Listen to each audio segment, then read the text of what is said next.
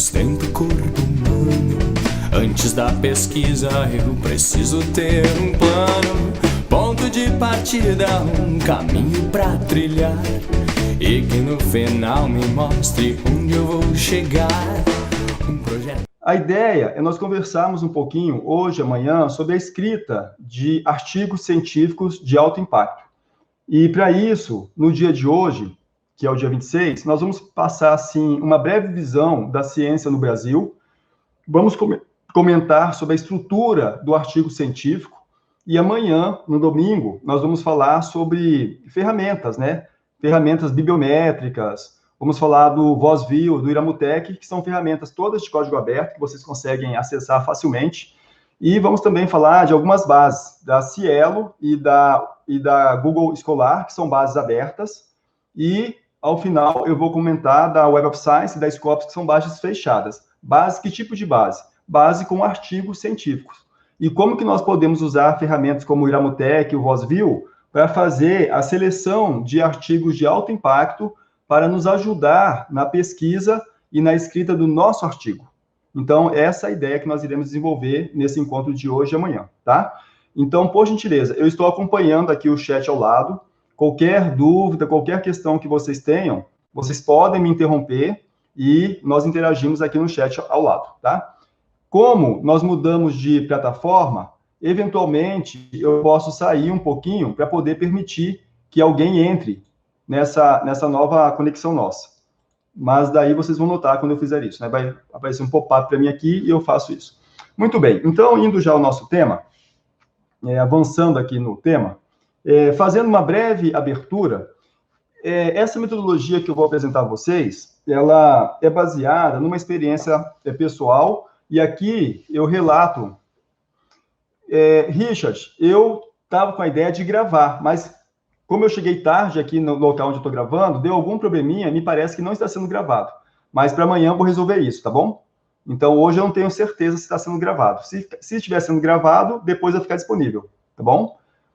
Mas amanhã isso vai estar resolvido já. Eu vou testar previamente, beleza? Então, essa metodologia que a gente vai apresentar é uma metodologia que usa bibliometria e é baseada, em alguma medida, na minha experiência em ter artigos aceitos em congresso. Então, aqui vocês estão vendo, nos últimos 3 anos, 2017, 2018, 2019, 3 artigos que a gente submeteu a periódicos de alto impacto, né, com boa classificação, e esses artigos foram aceitos. Então, em 2017, nós tivemos um artigo aceito no Congresso Nacional de Educação.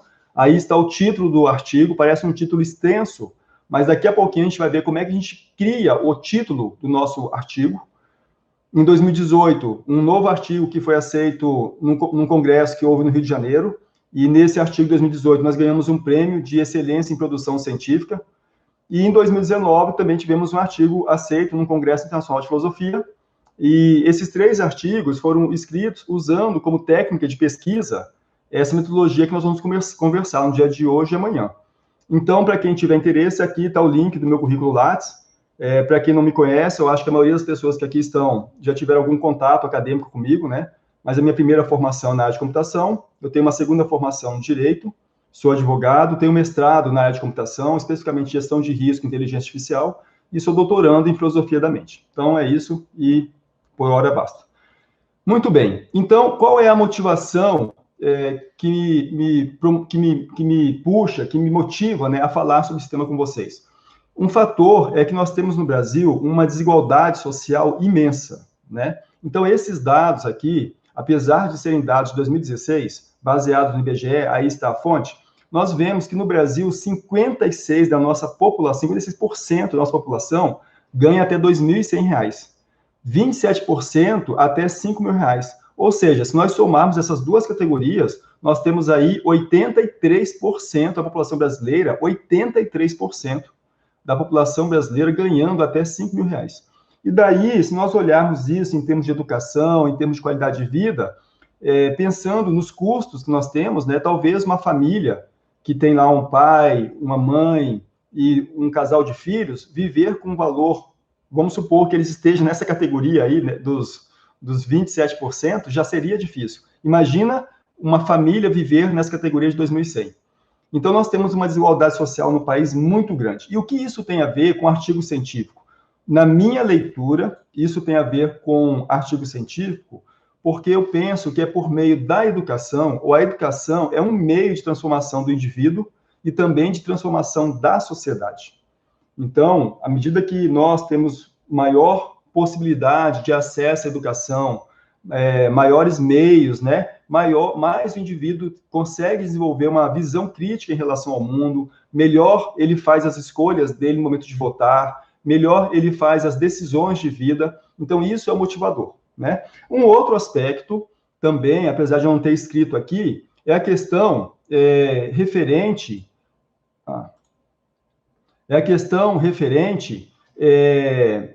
à importância também, né, dessa iniciativa, desse engajamento na publicação científica, né, o envolvimento acadêmico de nós todos. E não é fácil, mas em alguma medida é possível nós conciliarmos o mundo acadêmico com o mundo profissional, até porque o estudo é um trabalho, e nós vamos falar sobre isso. E um terceiro elemento, principalmente para as pessoas que tiveram algum contato acadêmico comigo em sala de aula, e que a maioria dos meus alunos são alunos jovens, início de vida, início de formação de carreira, é que hoje nós temos uma questão no mundo chamada reputação digital. A reputação digital é o que a rede conta a seu respeito. Quando alguém coloca o seu nome no Google, o que o Google está contando a respeito de você? Então, eu, pessoalmente, lógico que em função da minha experiência de vida, de mundo, penso que quando você se envolve com a pesquisa acadêmica, que você tem esse esforço de pesquisa e de publicação de um artigo num periódico científico, isso vai ser indexado para essas plataformas de indexação, sim, e quando alguém buscar o seu nome, vai estar fazendo parte desse seu patrimônio digital, essa referência do seu nome associado à publicação acadêmica, a periódicos, que, no mínimo, demonstra uma criatividade, um senso de pesquisa, um senso de investigação, que as empresas buscam profissionais com essas características. Então, são essas, assim, as três motivações que eu diria, né? Muito bem. Então, uma visão geral do mundo de pesquisa. Então, o mundo da pesquisa, o mundo da academia, né? E quando eu falo academia aqui, eu estou falando academia científica, não academia de malhação, né? Mas nós temos, assim, nessa leitura nossa aqui, três grandes visões. A parte do ensino, a parte de pesquisa, onde você está envolvido, investigando questões, problemas, hipóteses, e a parte de extensão, que aqui eu coloquei a extensão como a comunicação e a difusão, aonde a comunicação é através ou por meio de artigos científicos, e a difusão é quando você cria uma ponte desse artigo com a sociedade. Você leva essa informação até a sociedade de uma forma mais palatável, sem todo aquele rigor acadêmico que é exigido no artigo. Então, eu marquei esses dois pontos assim em destaque na extensão, porque hoje nós vamos falar dessa dimensão da comunicação, que é o artigo. Ou seja, a comunicação, o artigo, é uma ferramenta para nós, que somos pesquisadores, investigadores, conversarmos com os nossos pares. Não é a única ferramenta. Conversamos em congressos também, conferências e mesas redondas, mas o artigo é uma das ferramentas e é a ferramenta que nós falaremos a respeito hoje, né? Então, só para a gente fazer um recorte sobre esta ferramenta, artigo, os dois primeiros periódicos científicos, né, que surgiram na humanidade, aí estão datados em 1543, The Revolutiones Orbum Celestiums, que é do Nicolai, que falava então sobre a órbita dos planetas, né, e The Humani Corporis Fabrica, que vai falar também sobre uma parte da investigação do corpo humano. Porque até então, no passado, era crime, por exemplo, você fazer a dissecação de um cadáver para investigar. Então, a ciência, em alguma medida, para, por exemplo, a pesquisa nas ciências da saúde, né, ela tem que fazer essa investigação. Então, se nós pensarmos isso em termos temporal histórico, nós vamos perceber que os periódicos científicos têm mais ou menos alguma coisa em torno de 480 anos. Se vocês pensarem 480 anos em comparação à escala de vida de um ser humano, parece muito tempo.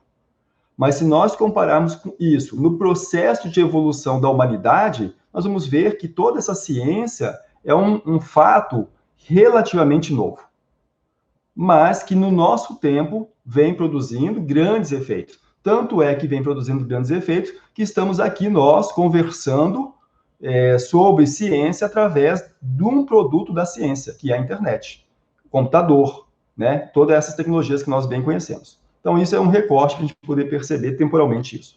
Avançando nisso, então, a construção da ciência, ou do artigo, ou a pesquisa científica, ela tem como função também, nesse diálogo com os pares, contribuir, fazer avançar a ciência, avançar um pouquinho.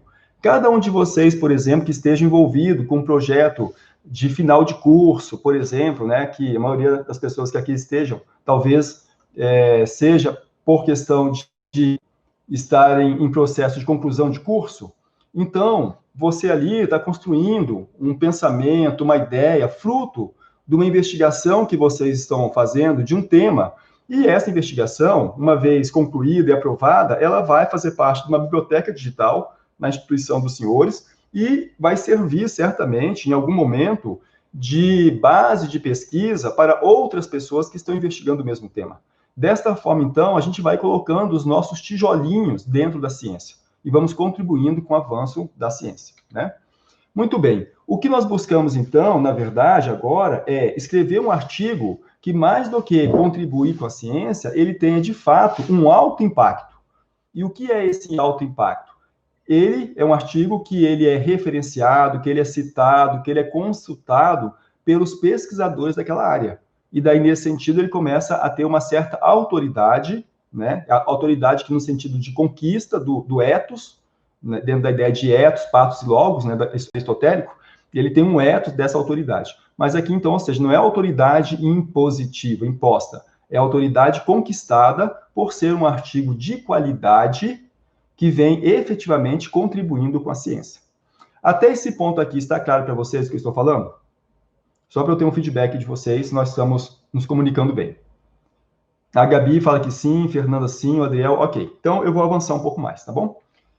Dentro desse sentido, dentro dessa dimensão, nós estamos, então, falando que nós queremos publicar os nossos artigos em revistas, em periódicos científicos que sejam classificados ou que tenham algum critério de classificação.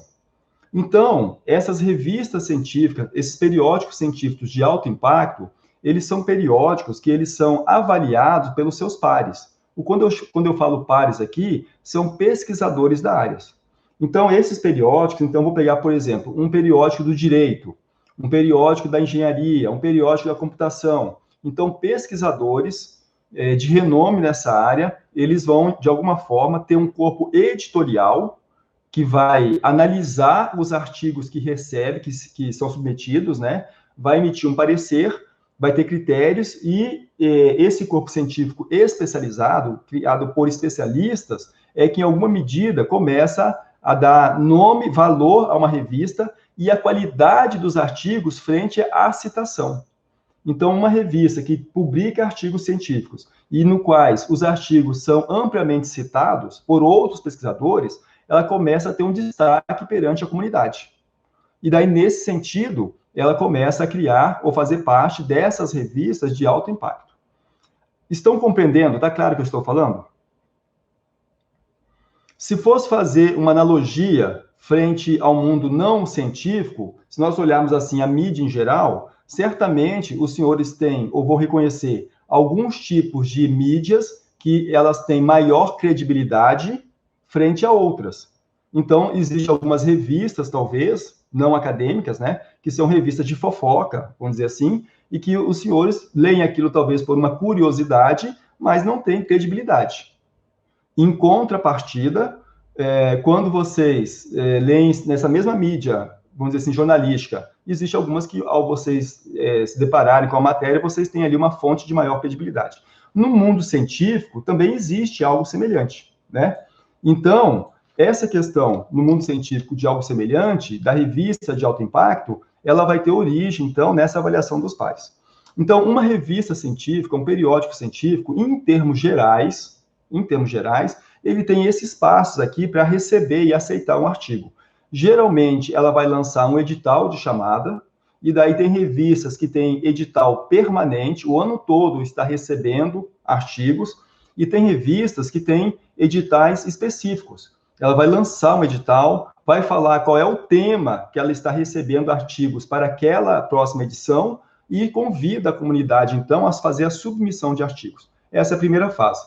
Então, se eu quero publicar, por exemplo, numa revista de direito, da engenharia, da computação, da saúde, dos primeiros passos que eu tenho que fazer é identificar, achar essas revistas que têm uma classificação de alto impacto.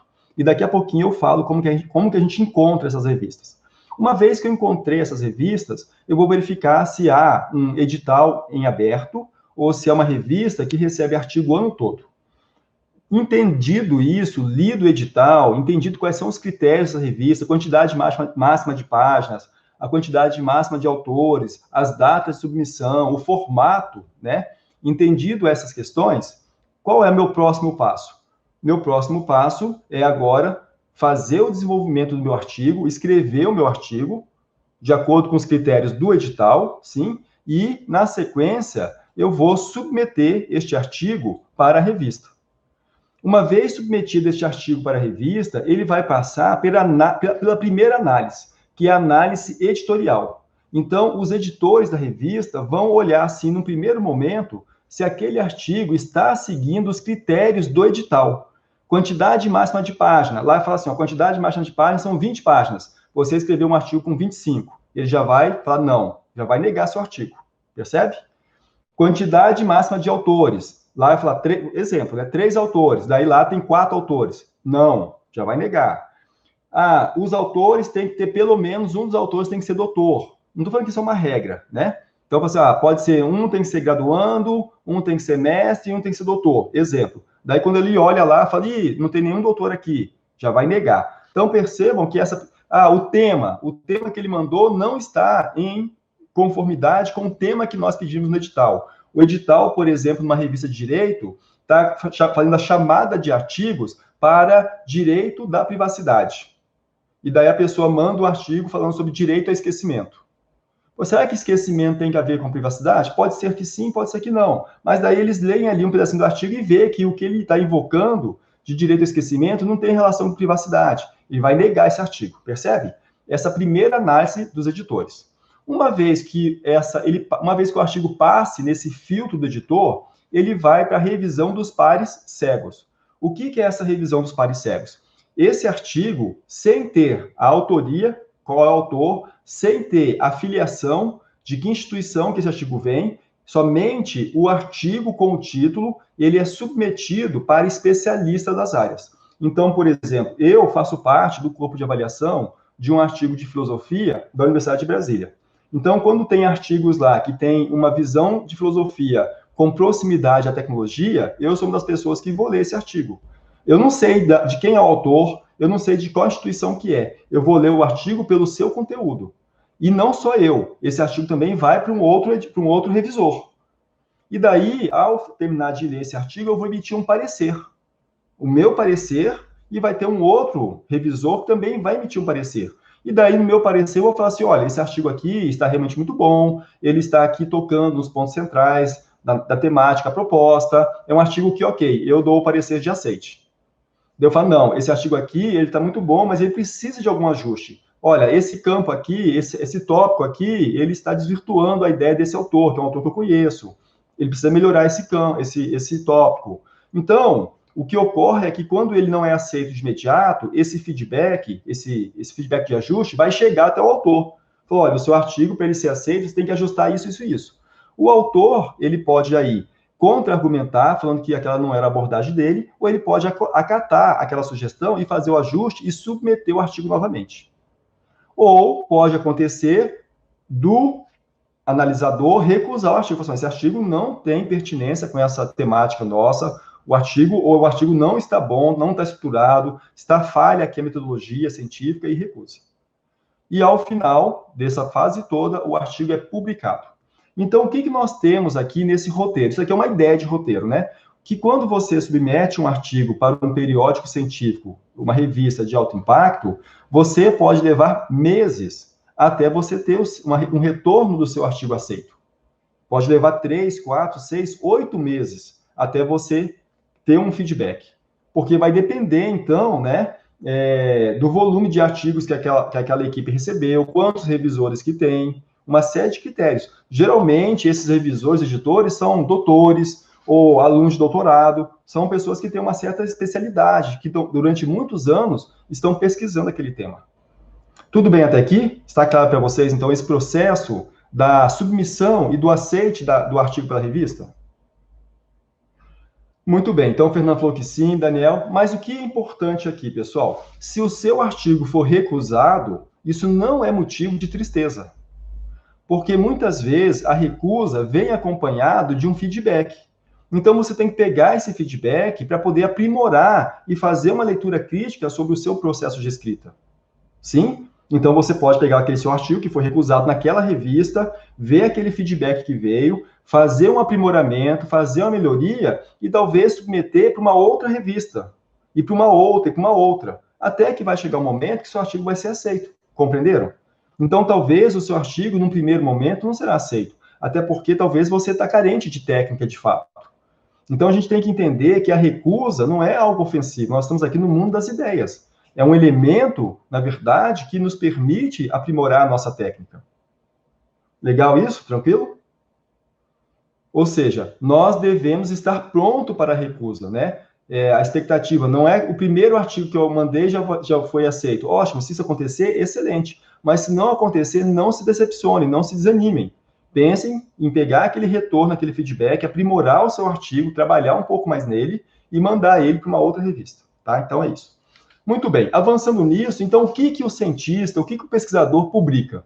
Então ele vai publicar resultados de pesquisa, ele vai publicar metodologias que ele está trabalhando, ele vai publicar ideias, né? Pensamentos. Só um instantinho. Acho que tinha alguém aqui querendo entrar, mas acho que já foi também. Me perdi aqui, só um instante. Pronto. Vocês estão vendo a tela da apresentação? Não, né? Agora sim. Então, ele vai publicar, então, resultados, metodologias, ideias. E quando que nós publicamos isso? Nós vamos publicar quando nós já chegamos a algumas conclusões, quando nós já temos algumas hipóteses já avaliadas, ou também quando nós estamos com dúvida. Então, um artigo, ele pode ter lá também elementos de dúvida, porque veja que é uma ferramenta para nós conversarmos com os nossos pares. Veja, nós estamos aqui dentro de uma instituição em Brasília. E existem instituições de pesquisa espalhadas pelo mundo todo, pelo Brasil todo. Qual que é uma forma de nós conversarmos com esses pares? Nós podemos conversar com eles através de e-mail, né? Daí, oi, tudo bem? Eu pesquiso essa área, ok. Mas uma forma do par conhecer você é através do artigo científico. Então, eu vou dar um exemplo. Eu, com uma certa regularidade, recebo consulta de alunos que querem seguir assim, uma carreira acadêmica ou querem alguma sugestão, né, de carreira profissional. Então, por exemplo, ontem mesmo eu conversei com uma colega sobre isso. Hoje de manhã, um aluno que quer fazer mestrado me mandou uma mensagem perguntando se nós podemos conversar sobre como que ele faz para ingressar no mestrado, quais são os caminhos, as dicas que daria a ele. A gente vai conversar não hoje, mas amanhã a gente vai marcar um horário para conversar. Então, algumas vezes, quando alguém manda uma mensagem para mim, fala assim, eu queria trabalhar com você, quando eu falo trabalhar aqui no mundo acadêmico, né? Queria trabalhar contigo, queria aproximar sua pesquisa, eu falo, então vamos escrever um artigo juntos. Porque percebem que essa é uma forma de os dois se conhecerem nesse mundo das ideias, dentro da produção científica. Faz sentido isso para vocês? Né? Então, a gente poderia ficar batendo papo a vida toda, né? Mas eu acho que é produtivo a gente fazer, então vamos tentar escrever um artigo juntos. Porque daí nós iremos nos conhecer dentro desse mundo da ciência, da ideia, né? Então, esse momento da publicação é isso, né? Quando eu já tenho uma hipótese, um problema, e eu vou externar isso ao mundo, eu vou conversar com meus pares por meio da publicação científica. Muito bem. E daí, dentro de uma visão geral, e vejam que aqui o que a gente está apresentando não é a única visão. Esta é uma visão, mas existem outras visões. Mas, pelo menos na minha ótica, é uma visão que vem funcionando, né? Então, nós temos publicação de resumo científico. Geralmente, a publicação do resumo científico é uma lauda, né? O trabalho pode ou não estar completo, né? Então, eu apresento ali um resumo sem grandes conclusões. Uma outra forma é o resumo estendido. Geralmente, é um trabalho já um pouco mais extenso, onde eu vou comentar sobre a evolução da minha pesquisa, da minha investigação, mas geralmente ainda não vou falar dos meus referenciais teóricos. Uma terceira forma é através do pôster, que é um resumo, um painelzão, né, de fácil leitura de toda a minha pesquisa. Daí eu já tenho agora o artigo completo. Então, o artigo completo já pode ser o resultado intermediário de uma pesquisa, uma investigação. Eu tenho, por exemplo, alunos que, para final de curso, em vez de produzir um TCC, eles vão produzir um artigo completo. Então, nesse recorte nosso para hoje, nós vamos falar do artigo completo. Então, qual que é uma sugestão de estrutura para o artigo completo? E daí você tem as publicações de maior porte, né, de maior densidade, que seria a monografia, a dissertação e a tese. São trabalhos mais profundos, com rigor acadêmico maior, né? Então é isso, tá bom? Muito bem. Então, e aonde nós publicamos, né? Acho que já comentei um pouquinho sobre isso. Publicamos em eventos, em encontros, podemos publicar um artigo num capítulo de livro, em congresso, nos periódicos e revistas. Nós estamos falando aqui, então, especificamente dos periódicos e revistas. É comum também que esses periódicos e revistas de alto impacto, eles tenham como critério que o artigo seja um artigo inédito. Nesse sentido, se você já teve o seu artigo aceito por um periódico de alto impacto, ao você mandar esse mesmo artigo para um outro periódico, provavelmente ele será recusado. Porque lá no edital, inclusive, vai falar que o artigo tem que ser inédito, percebe? Então, quando você manda um artigo para um periódico de alto impacto e ele é aceito, provavelmente num outro periódico ele será recusado, porque ele já não é mais inédito. Geralmente, ser inédito é um dos critérios. Então, como que funciona essa questão dos critérios? No Brasil, nós temos o modelo do índice Qualis. O índice Qualis é um índice criado pela CAPES, que é a Comissão de Aperfeiçoamento de Pessoal de Ensino Superior, né? Então, a CAPES criou um critério que tem por trás dele toda uma base matemática, uma avaliação de especialistas, que classifica os periódicos no Brasil em níveis A, B e C. Isso o Qualis atual. Então, os periódicos A1 e A2 são os periódicos no Brasil, à luz do Qualis, de maior no patamar, no status mais elevado. Depois, no status intermediário, nós temos periódicos de B1 a B5. E no status inferior, nós temos o periódico C. Então, academicamente, os periódicos que terão maior impacto, maior relevância, são os periódicos de A1 a A2, B1, B2. Percebe? À medida que você está chegando no B3, B4, B5, ele vai perdendo um pouco do impacto científico. É uma escala, né? E o C, ele tem menor relevância científica, dentro desse critério aqui. Isso não quer dizer que o artigo que lá estão não seja um artigo importante, mas isso é um critério. Só que esse processo do Qualis, assim como está hoje, ele está em processo de mudança. E está sendo criado um novo Qualis. Esse processo atual, ele tem uma série de críticas, eu não vou tratar aqui as críticas que ele recebe, né? Mas o fato é que, em função dessas críticas, para melhoria, o Qualis está sendo construído por uma coisa que nós chamamos de novo Qualis.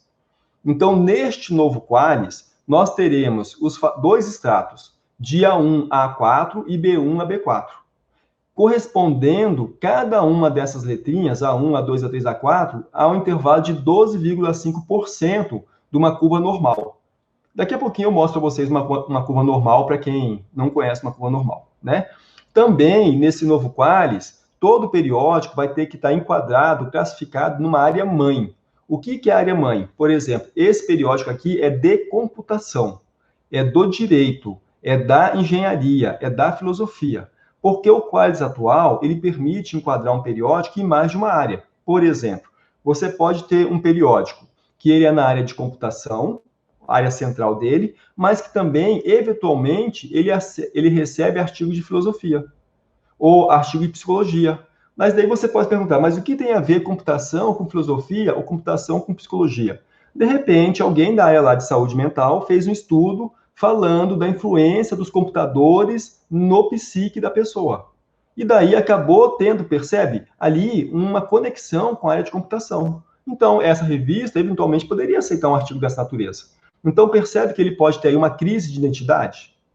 Né? Então, por exemplo, o que acontece hoje é que o mesmo periódico, ele pode, por exemplo, assim, na área de computação ser A1, muito bem classificado, né, os artigos de computação, e quando olha para esse mesmo periódico em relação à psicologia, ele é B4. Compreenderam? Está claro para vocês que isso pode acontecer hoje? Muito bem. Então, para evitar que isso ocorra, esse novo Qualis, ele vai fazer o quê? Ele cria uma status A1, A2, A3, A4, B1, B3, B4, né? E ele vai ter uma área mãe. Então, minha área mãe é computação, minha área mãe é direito, minha área mãe são engenharias, é filosofia. Além disso, esse novo Qualis, ele também vai se basear em outros critérios de classificação. O Qualis é um critério de classificação nacional brasileiro, mas internacionalmente existem outros critérios, como, por exemplo, o Site Score, que é o critério da Scopus, que nós falaremos amanhã sobre a Scopus, o fator de impacto, que é o critério da Web of Science, o índice H, que é o critério do Google Escolar.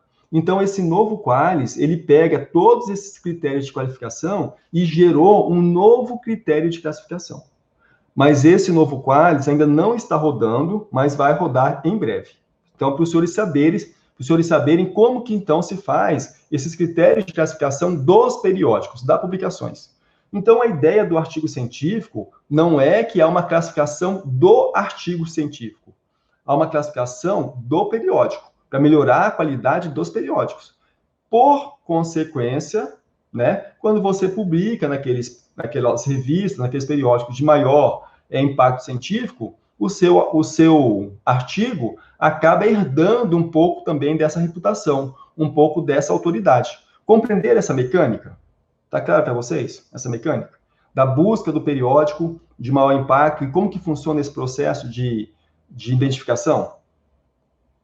O Adriel falou que sim, ótimo. Fernanda falou que sim, então tá bom. Então eu vou avançando um pouquinho mais aqui, tá? Qualquer questão vocês respondam aqui no chat.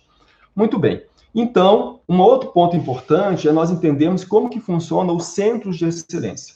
Então, os centros de excelência, em termos gerais, ele tem, assim, 4 elementos, né? Para poder falar assim, essa universidade, esse instituto, esse núcleo de pesquisa é um centro de excelência. Então, quais são, em termos gerais, esses critérios? Primeiro, vai se avaliar qual que é a qualidade, a quantidade dos pesquisadores que fazem parte daquele centro de excelência. Então, lá no CNPq, existe uma classificação dos pesquisadores. Então, essa classificação é dos pesquisadores doutores, que é vamos dizer assim, uma patente, né, elevada dentro da pesquisa. Então, se aquele centro tem, por exemplo, doutor, né, um pesquisador doutor, que ele tem mais de 2 anos de doutorado, ele é um pesquisador nível 2. E daí aqui vocês têm um nível, uma escala, né? Então ele pode ser um A, um B, um C ou um sênior. Um pesquisador sênior é um pesquisador doutor, que ele tem um doutorado, ele já fez doutorado dele há mais de 15 anos. Então, se aquele centro de pesquisa tem ali vários pesquisadores sêniors, vários pesquisadores 1D, percebe que aquele centro, então, ali tem um grupo de pessoas que já tem, assim, muitos anos estudando um certo tema. Faz sentido para vocês, então, que isso é um critério para falar assim, nossa, esse centro, esse núcleo, essa instituição tem pesquisadores de renome. Geralmente são pesquisadores que já publicaram muitas coisas, participaram de muitos congressos, têm uma experiência, orientaram muitos alunos, né? Tem uma experiência muito grande no mundo de pesquisa. Tudo bem? Um outro critério é aonde que esse instituto, essa universidade, esse centro, né? Aonde que ele está publicando. Então, lá, fala assim, nossa, eles têm muitas publicações em revistas, periódicos A1, A2. Tem muitas publicações em B1, B2. Opa, então tem muitos pesquisadores ali, vamos por sêniors, e tem publicações em periódicos de alto impacto. Opa, é um outro critério. Uma outra coisa que vai analisar é o programa de pós-graduação. Qual é a nota desse programa de pós-graduação? Um programa de pós-graduação, stricto sensu, que é o mestrado, doutorado, ele começa com nota 3. E a cada 4 anos, esses programas são avaliados e ele vai subindo, nota 4, 5, 6, ou ele pode cair de nota. Se ele começa com nota 3 e ele não tem performance, ou seja, ele não consegue publicar em revistas de impacto, não consegue puxar pesquisadores de renome, ele pode ser descredenciado, porque ele não está alcançando as métricas, né? Então, para quem está fazendo mestrado, doutorado, é uma luta, uma guerra para poder publicar artigos em periódicos de alto impacto.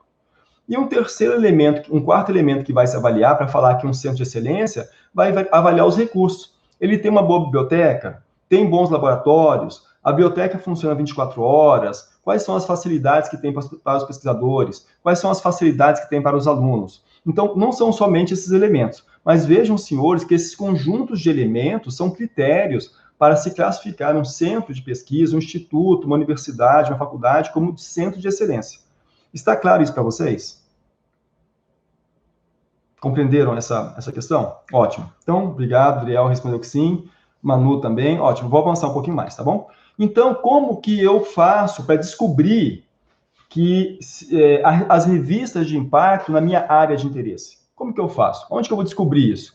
Então, a CAPES tem um site que é o Sucupira, e no Sucupira você ali tem uma classificação dos periódicos, não só nacionais, mas também internacionais, frente ao Qualis. Então, veja aqui, ó, nesse endereço que eu acabei de colocar para vocês aí em cima, sucupira.capes.gov.br/sucupira, nós vamos receber aqui, olha, essa página que eu até marquei aqui, ó, em vermelhinho, o Qualis.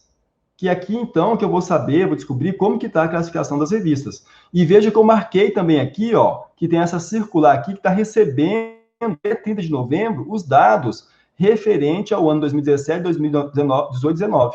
Porque a última avaliação que foi feita em 2016. Como é feito de 4 em 4 anos, ou trianualmente, né? Então, começou a receber até o dia 30 de novembro os dados de todos os centros de pesquisa para poder fazer as novas avaliações. Então, por exemplo, eu que estou envolvido com pesquisa, algumas semanas atrás foi uma loucura, porque os coordenadores dos cursos que eu trabalho começaram a pedir, cara, manda publicação, evidência, já botou isso aí lá no Lattes, né? Já tem o ORCIRG, então a gente começou a trabalhar muito para gerar essas evidências, poder mandar para a CAPES pegar todos esses dados, analisar e reavaliar o nosso programa de pós-graduação.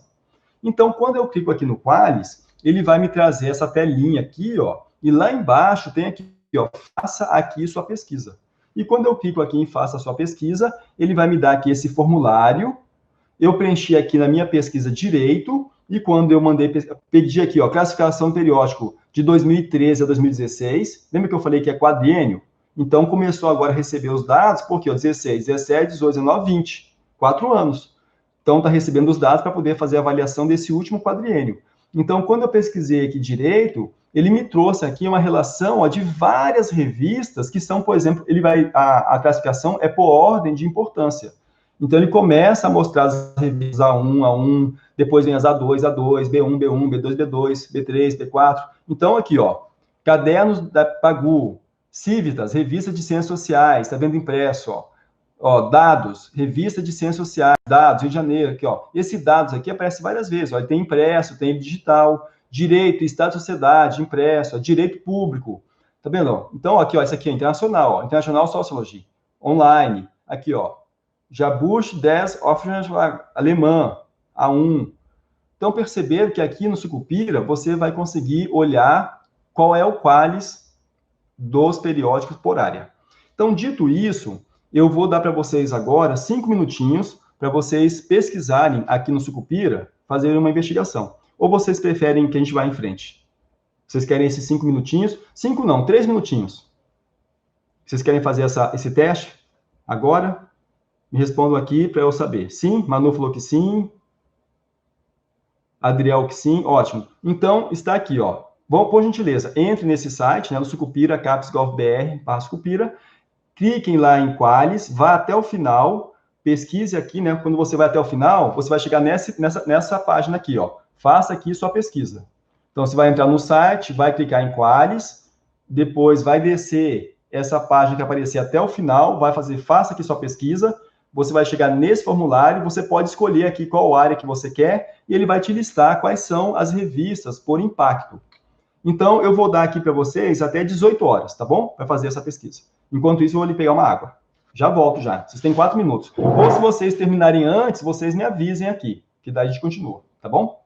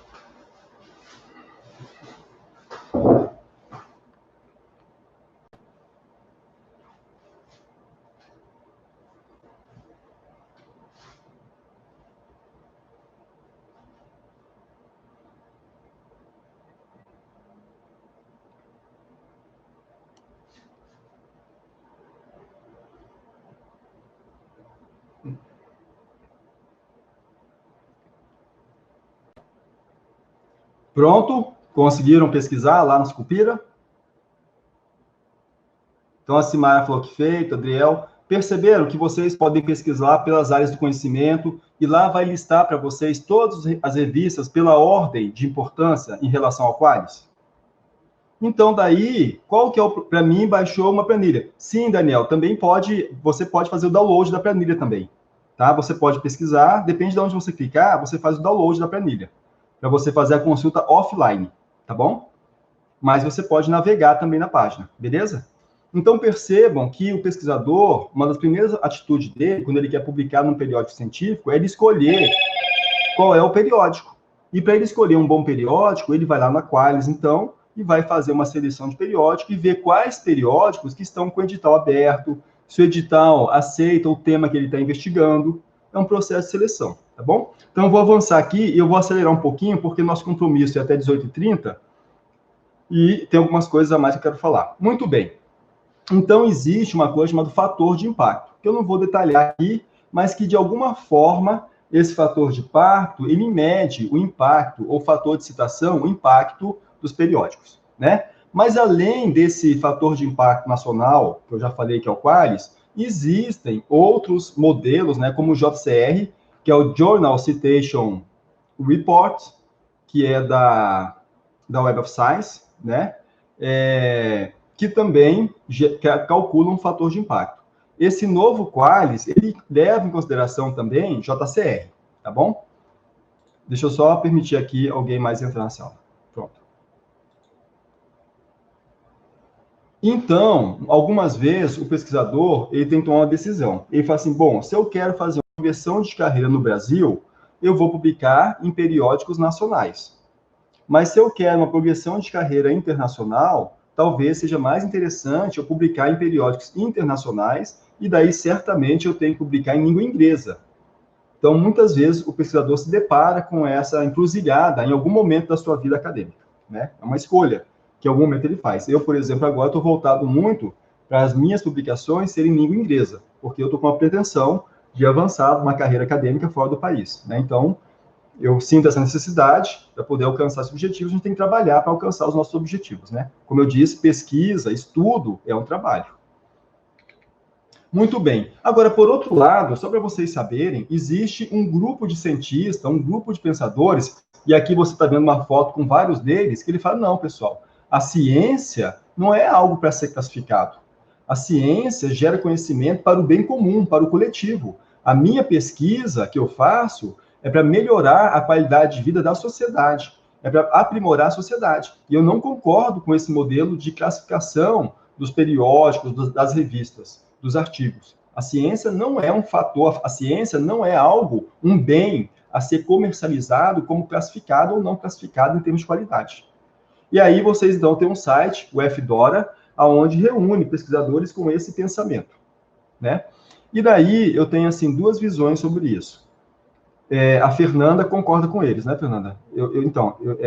E sim, e aqui, sim, nós somos republicanos, né? Podemos concordar e devemos. E o espaço da academia é esse espaço plural mesmo, com visões diferentes. Mas eu diria, assim, que tem duas possíveis visões sobre isso, né? E eu vou compartilhar brevemente essas visões. Uma visão é essa visão, então, que a Fernanda concorda, né? E eu também sou muito simpático a ela, de que a ciência é um bem maior, e enquanto bem maior, não deve haver uma classificação quanto ao que é boa ciência ou que não é boa ciência. Até porque, em alguma medida, isso é muito subjetivo, né? Por outro lado, nós estamos dentro de instituições. E as instituições têm os seus mecanismos de avaliação. Então, por exemplo, como nós estamos dentro da instituição e nós precisamos passar nos nossos processos de qualificação de mestrado, qualificação de doutorado, nós precisamos ser aprovados na nossa banca de TCC, então, muitas vezes, nós temos que nos moldar a esses critérios para conseguir os nossos objetivos mais próximos, que é a aprovação no meu TCC, a aprovação no meu mestrado, no meu doutorado. Então, eu tenho para mim, como filosofia de vida, né, que assim, primeiro eu alcanço os objetivos de acordo com a regra da instituição e depois eu me rebelo contra o mundo e faço da minha forma. Então, por exemplo, hoje que eu estou no doutorado, eu trabalho de acordo com as regras do meu programa. Se o meu programa fala que eu tenho que publicar em revistas A1, A2, eu vou trabalhar o máximo para conseguir publicar na revista A1, A2, se aquilo for um critério para eu ser qualificado na próxima fase do meu doutorado. Percebe? O dia que eu receber meu título, se eu receber, né, for aprovado pela banca, eu falo, pronto, agora sim. Agora eu vou lá me unir ao pessoal do FDora. E vou falar que nada disso é importante. Então, eu acho que é uma questão um pouco pragmática, né? Então, não sei se eu estou conseguindo ser claro para vocês, mas eu estou falando aqui de uma visão funcional, operacional, né? A gente pode até se rebelar contra algumas coisas, mas a gente tem que saber se nós temos força para ir contra aquela coisa naquele momento. Se eu tenho que entregar um TCC, por exemplo, e ali existe um critério de avaliação, talvez não seja o melhor momento para eu me rebelar contra aquele critério. Então, eu vou cumprir aquela etapa, depois eu me rebelo. Faz sentido para vocês isso ou não? Né? Faz sentido, né, Adriel? Fazer o quê, né? Né, Thomas? Daniel, Manu, fazer o quê, né? Fernando, sim, eu penso bem assim, exatamente, né, Fernando? Fazer o quê, né? Não tem o que... É uma coisa assim, você, né? A gente fica meio amarrado, né? Vou permitir aqui mais alguém. Pronto. Muito bem. Então, avançando nessa conversa nossa, nesse diálogo... Opa, peraí, estava errado. Pronto. Avançando nessa conversa, só para vocês saberem, então, que existe isso, né? E daí, dentro disso, dessas classificações, tem essas brincadeiras, né? Como, por exemplo, essa camisa H-Index, My H-Index é big than yours, né? Ou seja, meu critério lá no H-Index da Google Scholar é maior que o seu. Então, tem algumas brincadeiras, né? E também, pessoal, é importante para o pesquisador, para o estudante, que ele tenha um cadastro. A Fernanda fala, só cumpro para conseguir o que pretendo, mas não concordo. Isso, exatamente, Fernanda, né? A gente vai, então, cumprir os critérios para poder alcançar o nosso objetivo. Posso não concordar, mas talvez naquele momento eu não vou me rebelar contra o sistema. Vou alcançar o objetivo, depois que eu alcancei, eu me rebelo. É estratégia, né? A gente tem que ser inteligente e estratégico também nas nossas escolhas, né? Então, é importante também que o pesquisador tenha um cadastro lá no Lattes do CNPq. Então, aqui, ó, o Lattes é a plataforma, né, do CNPq, como é o banco de currículos do CNPq. Então, por exemplo, todas as minhas publicações que eu faço, eu tenho que lançar lá no CNPq. Porque lembra que quando vocês entraram lá no Sucupira, não tinha um aviso pedindo os dados do ano 2017, 2018, 2019? Esses dados, eles são confrontados com os dados lançados lá na Sucupira. Então, eu, por exemplo, tudo que eu publico, eu lanço em Sucupira. Quando eu oriento alunos, logo depois que os alunos são aprovados, por exemplo, na banca do TCC, eu lanço lá no Sucupira.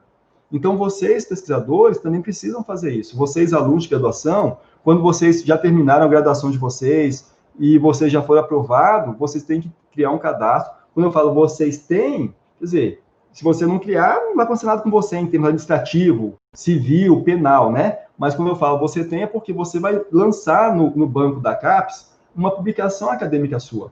E isso vai ser indexado. E isso começa a compor esse patrimônio digital seu positivo. Compreenderam? Faz sentido para vocês isso? Vocês estão criando ferramentas para uma indexação de um patrimônio digital positivo em relação a vocês. Compreendem? Né? Então, eu sugiro que vocês todos, que tenham pretensões acadêmicas, principalmente, mas não só isso, né, que façam um cadastro, então, lá no Lattes do CNPq. Então, é muito simples, você acessa o Lattes, né, aí está o endereço, clica ali em cadastro um novo currículo, ele vai te pedir informações, você cadastra. Não custa nada, não vai ser te cobrado nada, a não ser o investimento do seu tempo, tá bom? E também é importante hoje que nós façamos o cadastro nosso no ORCID. O ORCID é um código alfanumérico internacional que permite a identificação dos pesquisadores no mundo todo. É como se fosse uma identidade, o ORCID é ORCID, né? Como se fosse uma identidade única para cada pesquisador que permite você ser identificado no mundo todo de forma única. Então, isso é importante para quê? Para o intercâmbio da ciência, para a intercomunicação entre pesquisadores, tá? Então, aí estão duas sugestões de links. Muito bem, dito isso, vamos falar rapidamente sobre a ciência no Brasil em termos de números e depois vamos falar sobre o artigo científico. Nesses próximos 20, 30 minutos, a gente vai tratar isso e vai resolver essa questão.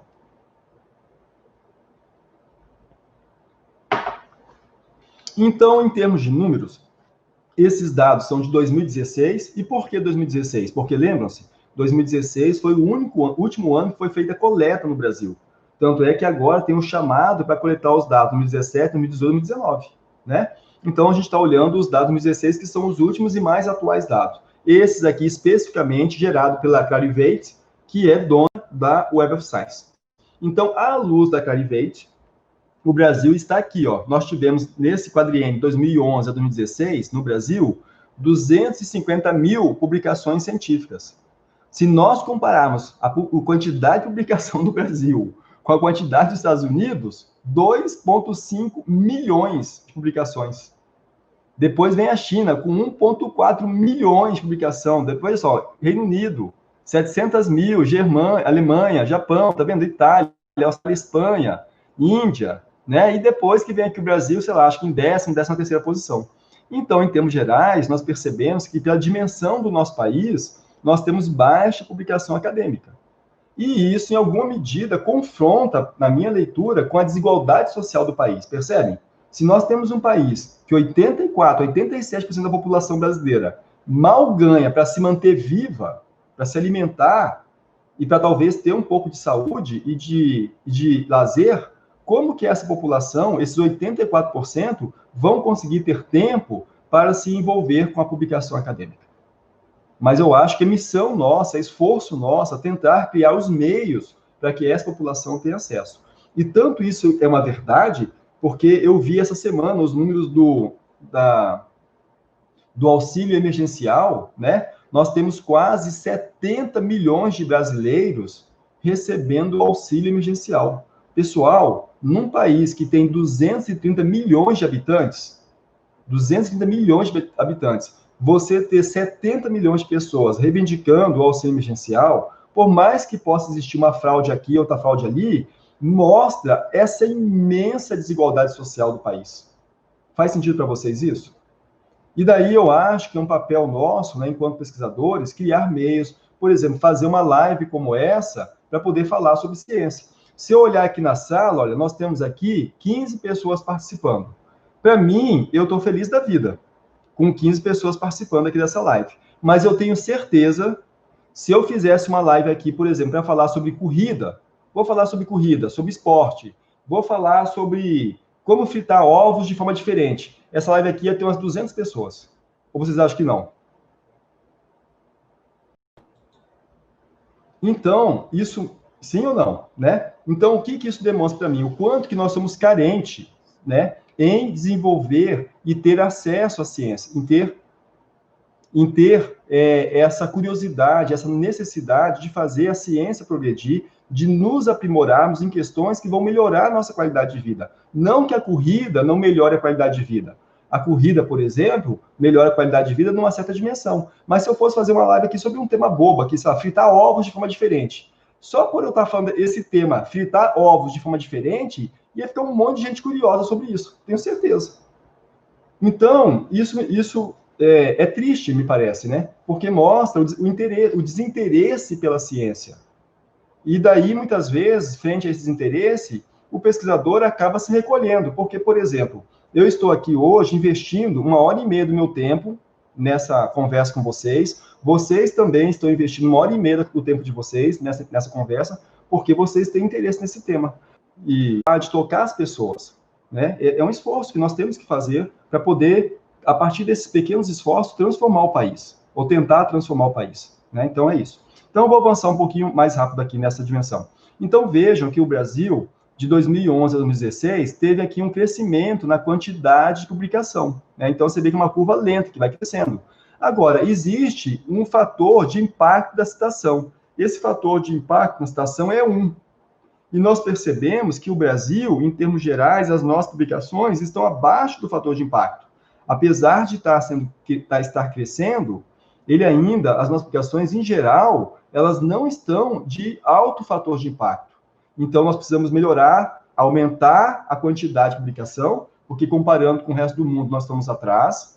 Então, nós precisamos aumentar a quantidade e a qualidade, para que aqui o nosso fator de impacto das nossas publicações sejam aqui.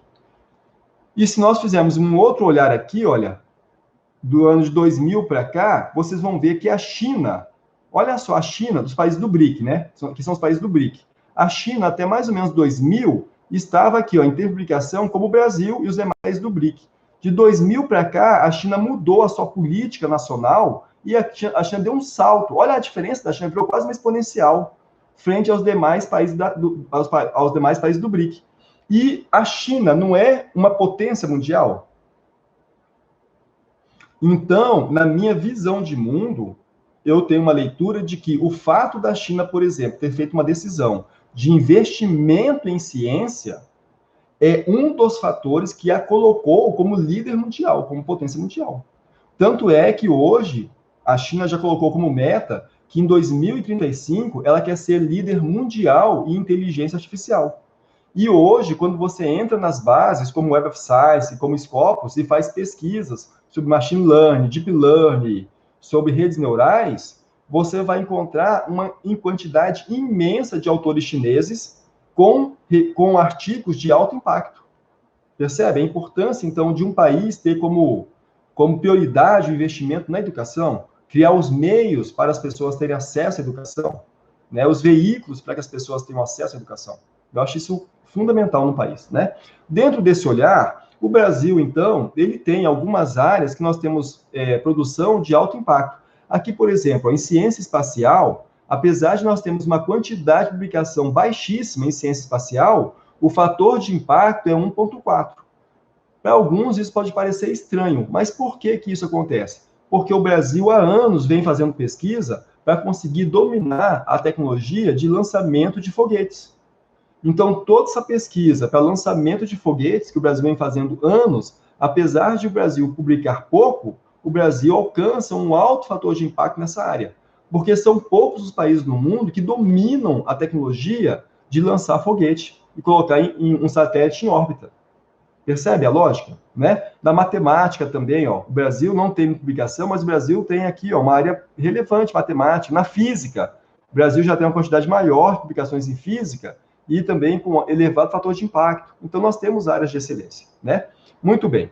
Continuando essa ideia, para nós vermos uma visão assim de mais ampla, nós vamos ver que algumas áreas, por exemplo, aqui em Brasília, nós temos algumas áreas que o fator de impacto das publicações são elevados, ó, em medicina, aqui ó, em ciências da vida, aqui ó, em ciências da saúde, né?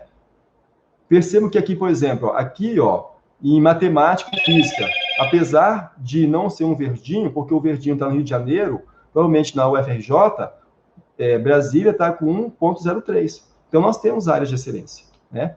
Muito bem. E para fechar essa ideia, nós temos aqui uma visão de quantos países investem do seu PIB na educação. E veja só os Estados Unidos. Olha quanto que dos Estados Unidos ele investe do PIB dele em ciência e em pesquisa. Olha a China. Quanto que a China investe do PIB. E vocês percebem que esses países, então, eles têm uma produtividade, são potências mundiais. E olha só o Brasil. O Brasil é esse cinzinho aqui, ó. Então, o retorno de baixa produtividade científica não tem uma relação com os pesquisadores, mas tem uma relação muito forte com o investimento. Então, eu vou dar um exemplo. Aqui no Brasil, atualmente, a gente tem sofrido cortes nas bolsas de pesquisa. Nós temos sofrido um ataque à ciência, um ataque à educação. Ou seja, não bastar não ter verba, a educação do Brasil ainda está sendo atacada pelo próprio governo brasileiro. Isso tem uma consequência que a sociedade só vai perceber daqui 5, 10 anos. Porque quando você deixa de pesquisar, a sociedade só percebe o impacto da falta de pesquisa daqui 5, 10 anos, quando ela não tem soluções para os problemas que estão aparecendo. Então, isso, né, assim, é de uma maldade com a sociedade terrível. Agora, para um governo, um Estado, talvez isso seja interessante. Porque nada melhor para um governante, me parece, do que ter uma população sem senso crítico, uma população desinformada, para continuar sendo massa de manobra. Faz sentido para vocês que nós temos uma população, em alguma medida, muito desinformada? Então, eu acho isso uma maldade muito grande com a população brasileira, com o nosso povo, sabe? Porque eles só vão perceber essa carência que a pesquisa faz daqui 5, 10 anos. Né? Então, isso é um cenário, tá bom? Eu não quero transformar isso aqui numa conversa política, né? Mas eu acho que é inevitável, eu como pesquisador, ter que registrar minimamente essa maldade que está sendo feita com a população brasileira e com a ciência brasileira, né? Eu acho que é isso. Muito bem. Dito isso, vamos falar um pouquinho, então, agora do método científico, né? Então, o método científico, ele é um caminho para chegar ao conhecimento. E o que é esse método científico? Esse rigor científico. Dentro da academia, nós temos que apresentar as nossas ideias pautados, baseados em fato. Nós não estamos num espaço de achismo, de eu acho. Se você chega na academia e fala eu acho, isso não tem valor científico. Você tem que demonstrar de que forma que você chegou àquela conclusão.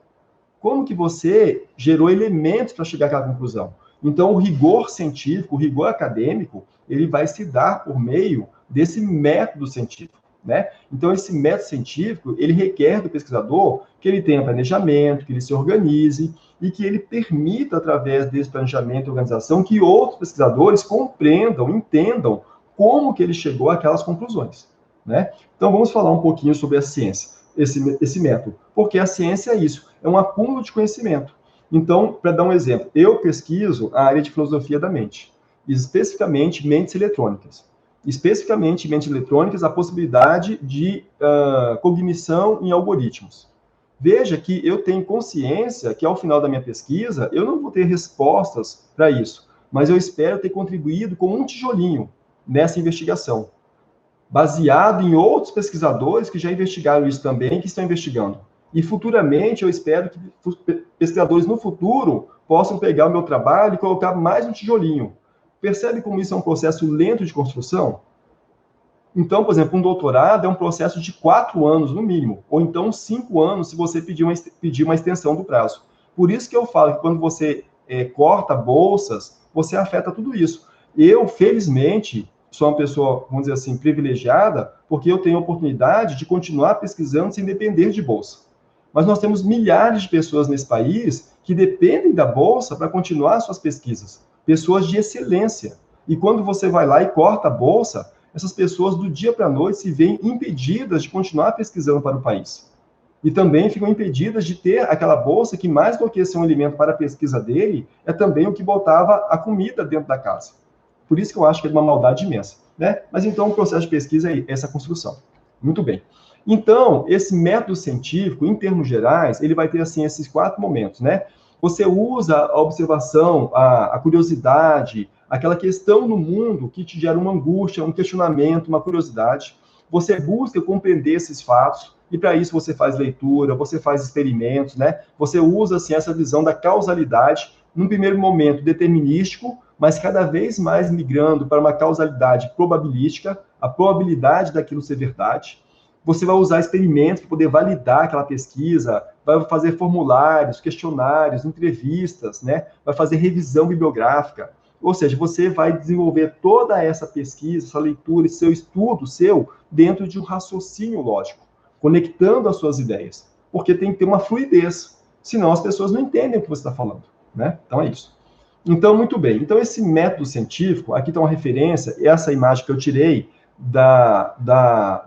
de algumas aulas que vocês encontram no YouTube da Univesp, chamado Metodologia Científica, mas é essa questão, você identifica um problema, então, por exemplo, eu acho que as pessoas que estão aqui, talvez, a maioria sejam meus alunos vou chamar de alunos, não, colegas, né, aí no desenvolvimento do trabalho final de curso, né, então você identificou um problema, então, por exemplo, você pode estar com um problema lá que envolve inteligência, pode ser personalidade, inteligência artificial, ou você pode ter uma questão trabalhista, ou violação da privacidade. Você identificou um problema.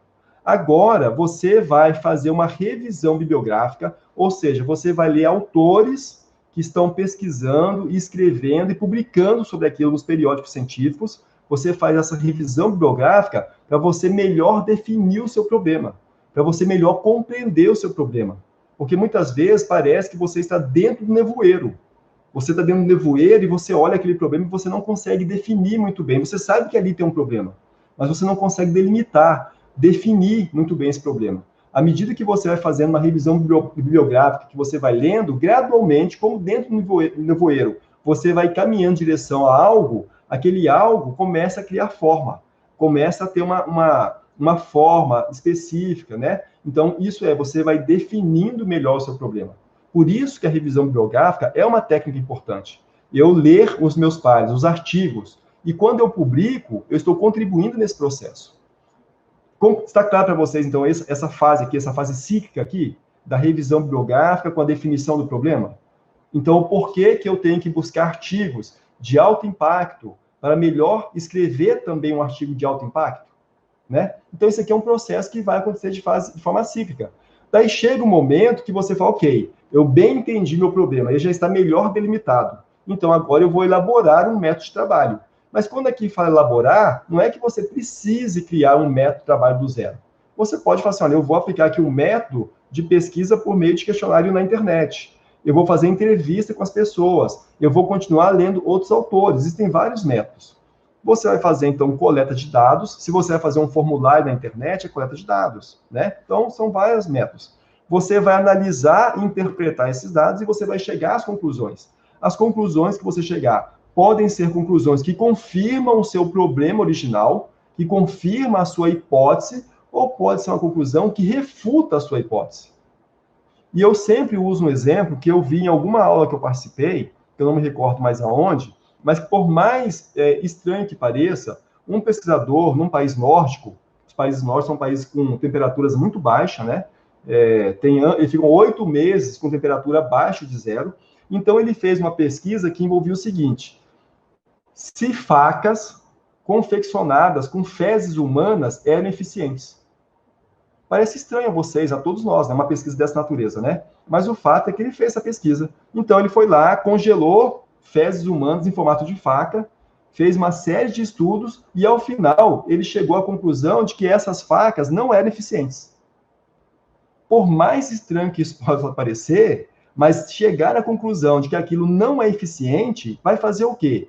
Com um próximo pesquisador que tem uma inquietação a respeito desse tema, ao ler o trabalho dele, vai ver que aquilo ali, então, é uma coisa ineficiente. Ou então vai descobrir ali um ponto que ele não tratou, que possa querer tratar no trabalho dele para poder mostrar que é ou não eficiente. Mas não é eficiente se for só isso. Mas se eu misturar com terra, se eu misturar com carvão, aí sim é eficiente. Compreenderam a investigação e a importância da conclusão, no sentido da conclusão que confirme a sua hipótese, que confirme o seu problema, ou a conclusão que refuta, que não confirma. Você pesquisou, e você, por exemplo, vou pesquisar sobre personalidade de algoritmos de IA.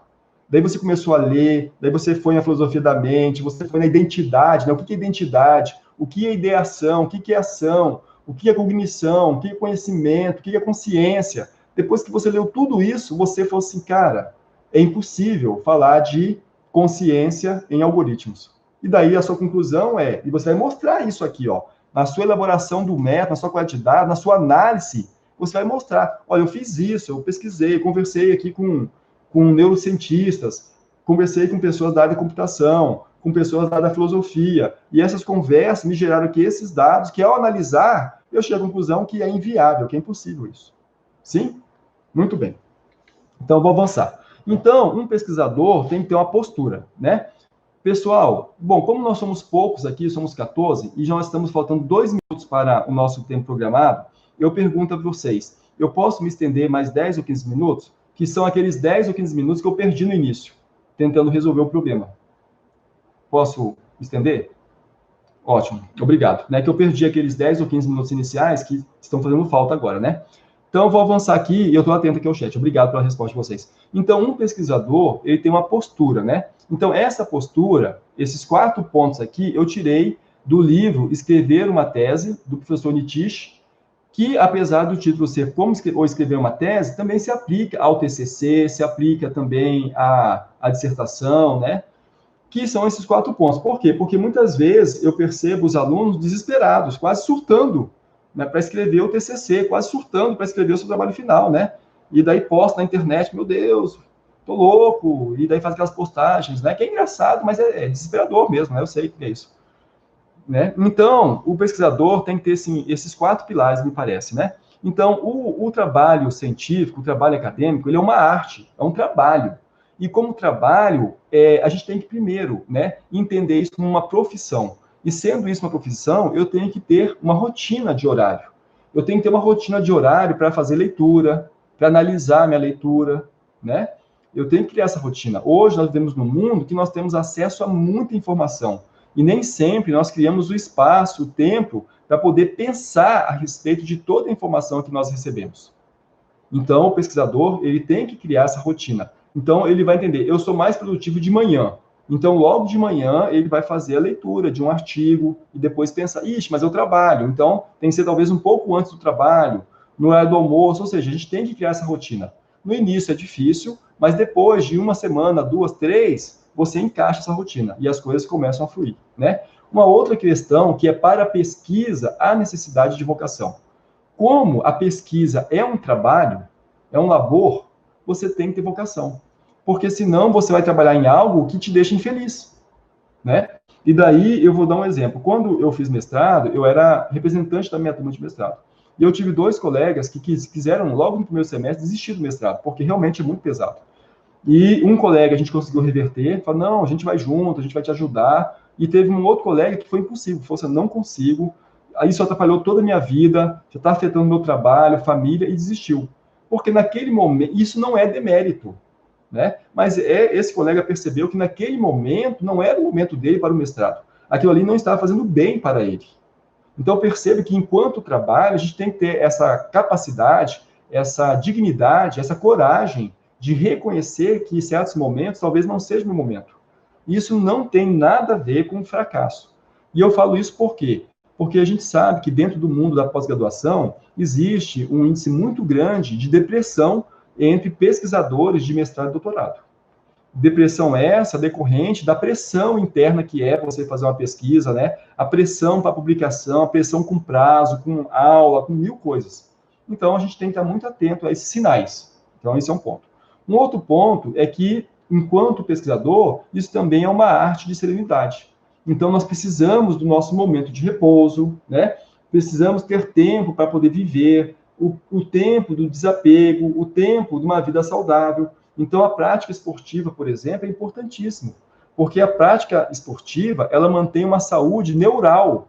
As conexões neurais suas ficam melhores. Então, quando você tem tempo, uma prática, né, esportiva, você está, na verdade, em vez de deixar de ler, você está trabalhando. Então, eu, por exemplo, gosto muito de prática esportiva. Algumas vezes eu corro de madrugada, mas o que eu faço? Eu leio algumas vezes um artigo e quando eu estou praticando, eu estou pensando sobre aquilo. Eu consigo pensar muito sobre aquilo? Não. Mas um pouco que eu penso já me ajuda depois. Então, a gente tem que ter essas práticas. A gente também não pode se afastar da família, né? Para quem tem família, né? Entrar numa caverna e fechar a porta da caverna e sair só depois de 4 anos. Cabeludo, barbudo, o mundo existe ainda? Não, a gente tem que tentar equilibrar isso, né? E envolve leitura, e não só a leitura do nosso tema de pesquisa, a gente tem que ler também outras coisas para poder oxigenar o cérebro com outras visões de mundo, com outras ideias. Quantas vezes eu estou lendo assim outros temas, e daí na leitura de outro tema me dá um insight sobre a minha pesquisa. Eu vou lá, anoto aquilo, depois eu uso aquilo na pesquisa, né? Temos que ler outros trabalhos acadêmicos também. E, por fim, é uma arte de pensar. No início, a gente pode ter dificuldade em desenvolver o nosso pensamento próprio. Parece que a gente só está repetindo o que outros autores falaram. Mas à medida que você vai se apropriando do vocabulário, você vai se apropriando da temática, você começa a desenvolver o seu próprio raciocínio. Então, isso é uma técnica, um exercício, né? E essa questão de que a pesquisa não deve, ou não envolve um isolamento. Eu tenho que conversar com meus pares. Então, por exemplo, no doutorado, que são 4 anos, um trabalho mais extenso, você publica artigos nesse período para você conversar com seus pares. Muitas vezes, no trabalho final de TCC, por uma questão até de tradução do Brasil, não há esse tempo. Mas se o aluno, por exemplo, ele tem a oportunidade, na graduação dele, de fazer um PIBIC, por exemplo, durante o PIBIC, ele já tem a oportunidade de conversar com outros pesquisadores, né? E ali sentindo se o tema que ele quer investigar no curso, na atividade final de curso dele, qual a pertinência daquilo, né? Então, tem que existir esse diálogo, tá bom? Muito bem. Então, o pesquisador, ele tem que ter um caderno de anotações. Esse caderno de anotações, hoje, nós mudamos por o telefone, o smartphone, né? Então, você tem uma ideia, você tem que, na hora, gravar aquela ideia. Eu mesmo, quando eu tenho uma ideia, eu pego o telefone e mando um áudio para mim mesmo. Tal coisa, para eu não esquecer. Isso já deve ter acontecido com vocês. Vocês terem uma ideia, puxa, que ideia legal essa aqui, e 15 minutos depois, 20 minutos depois, a ideia vai embora.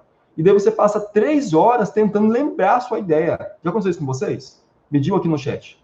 Você ter uma ideia, não anotar, não escrever, e depois você fica 3 horas tentando lembrar aquela ideia e não lembra mais. A ideia vai embora, a ideia foge de você. E você fica louco da vida tentando achar aquela sua ideia, né? Então, o pesquisador tem que ter isso. Um caderno, um smartphone. Ó, que a ideia vem, você já tem que empacotar aquela ideia. Pega seu smartphone e manda um áudio para você mesmo. E a ideia é essa. Porque daí a ideia não vai fugir de você. Percebe? É uma disciplina, uma técnica, né? Então, ou seja, registrar suas ideias. E eu recomendo muito que vocês se apropriem do Mendeley. O Mendeley é uma plataforma aberta, onde permite você fazer uma espécie de fichamento das suas leituras. E o que é o legal do Mendeley? Que quando você faz o fichamento das suas leituras, dos artigos que você leu, dos livros, depois, quando você importa isso no seu trabalho, no seu artigo, ele já vem no formato ABNT. Você vai encontrar vários vídeos no YouTube ensinando como que usa o Mendeley. Ou seja, é uma ferramenta de código aberto que aumenta a produtividade do pesquisador. Então, por exemplo, você está lendo um artigo, você acabou de ler esse artigo, você já vai lá e indexa esse artigo no Mendeley. Bota o autor, aonde ele foi escrito, o título, a ideia central, tudo mais. Quando você puxar esse artigo para dentro do seu trabalho, ele já vai puxar dentro da formatação ABNT. Geralmente, a maioria das publicações requer o formato ABNT, né? O Murilo fala, uma ideia para você fazer seus áudios para você mesmo. Exatamente, cria um grupo de... Isso, aí, ó, pronto, o Murilo deu uma boa ideia aí, ó. Uma ideia para você fazer seus áudios para você mesmo. Cria um grupo de WhatsApp e adicione uma pessoa qualquer. Depois é só você retirar essa pessoa, pronto. Você tem um grupo só para manter as mensagens para você mesmo. E ter anotações. Aí, Murilo, excelente, obrigado, Murilo.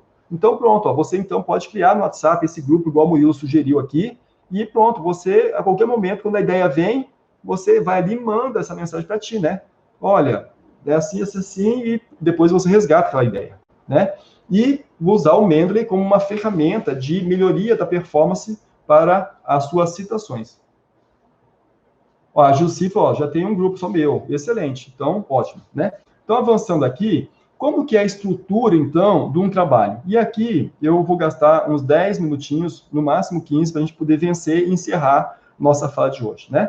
Então, a estrutura de um trabalho científico, mas antes de tudo, nós queremos publicar nas revistas, isso aqui é uma curva normal, tá? Para quem não conhece, isso aqui chama-se curva normal, né? Dentro da estatística. Então, nós queremos publicar nossos artigos aqui, ó, nesse quartil da curva, que é aqui que estão os A1 e os A2. Num primeiro momento, a gente não vai conseguir, a gente vai mandar um artigo, ele vai sendo recusado. De repente, ele é aceito numa B4, numa B3, mas à medida que você vai melhorando a sua técnica de pesquisa, a sua técnica de escrita, você começa a ter seu artigo aceito numa B2, numa B3, depois você começa a ter aceito numa B1, até que você chega na A1, A2, percebe? Então, ou seja, a gente pode usar essas revistas intermediárias como revista para aprimorar a nossa técnica de redação, de pesquisa, para daí começar a ter os nossos artigos aceitos aqui no topo, na A1 e A2, tá? Então, é isso, né? Muito bem. Então, a gente tem que pensar, para quem eu estou escrevendo? Eu estou publicando dentro da academia. Então, eu estou escrevendo para um público qualificado, né? Então, essa revista é uma revista específica ou uma revista geral? Eu, por exemplo, eu pesquiso atualmente filosofia da mente. Então, isso é um tema muito específico.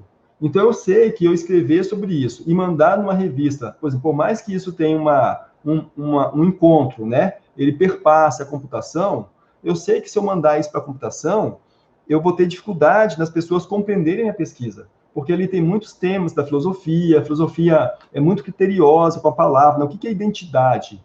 Só o conceito identidade é uma vida de pesquisa. O que é identidade? O que é o ser? O ser, a gente talvez nem consiga definir o que é o ser. O que é o real no mundo? Será que o real do mundo é o que eu enxergo? Olha só um exemplo disso. Vou mostrar para vocês aqui, ó. Vocês estão vendo isso aqui?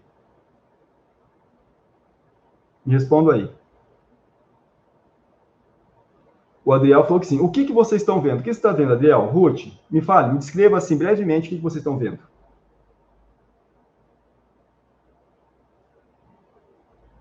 Escreva para mim.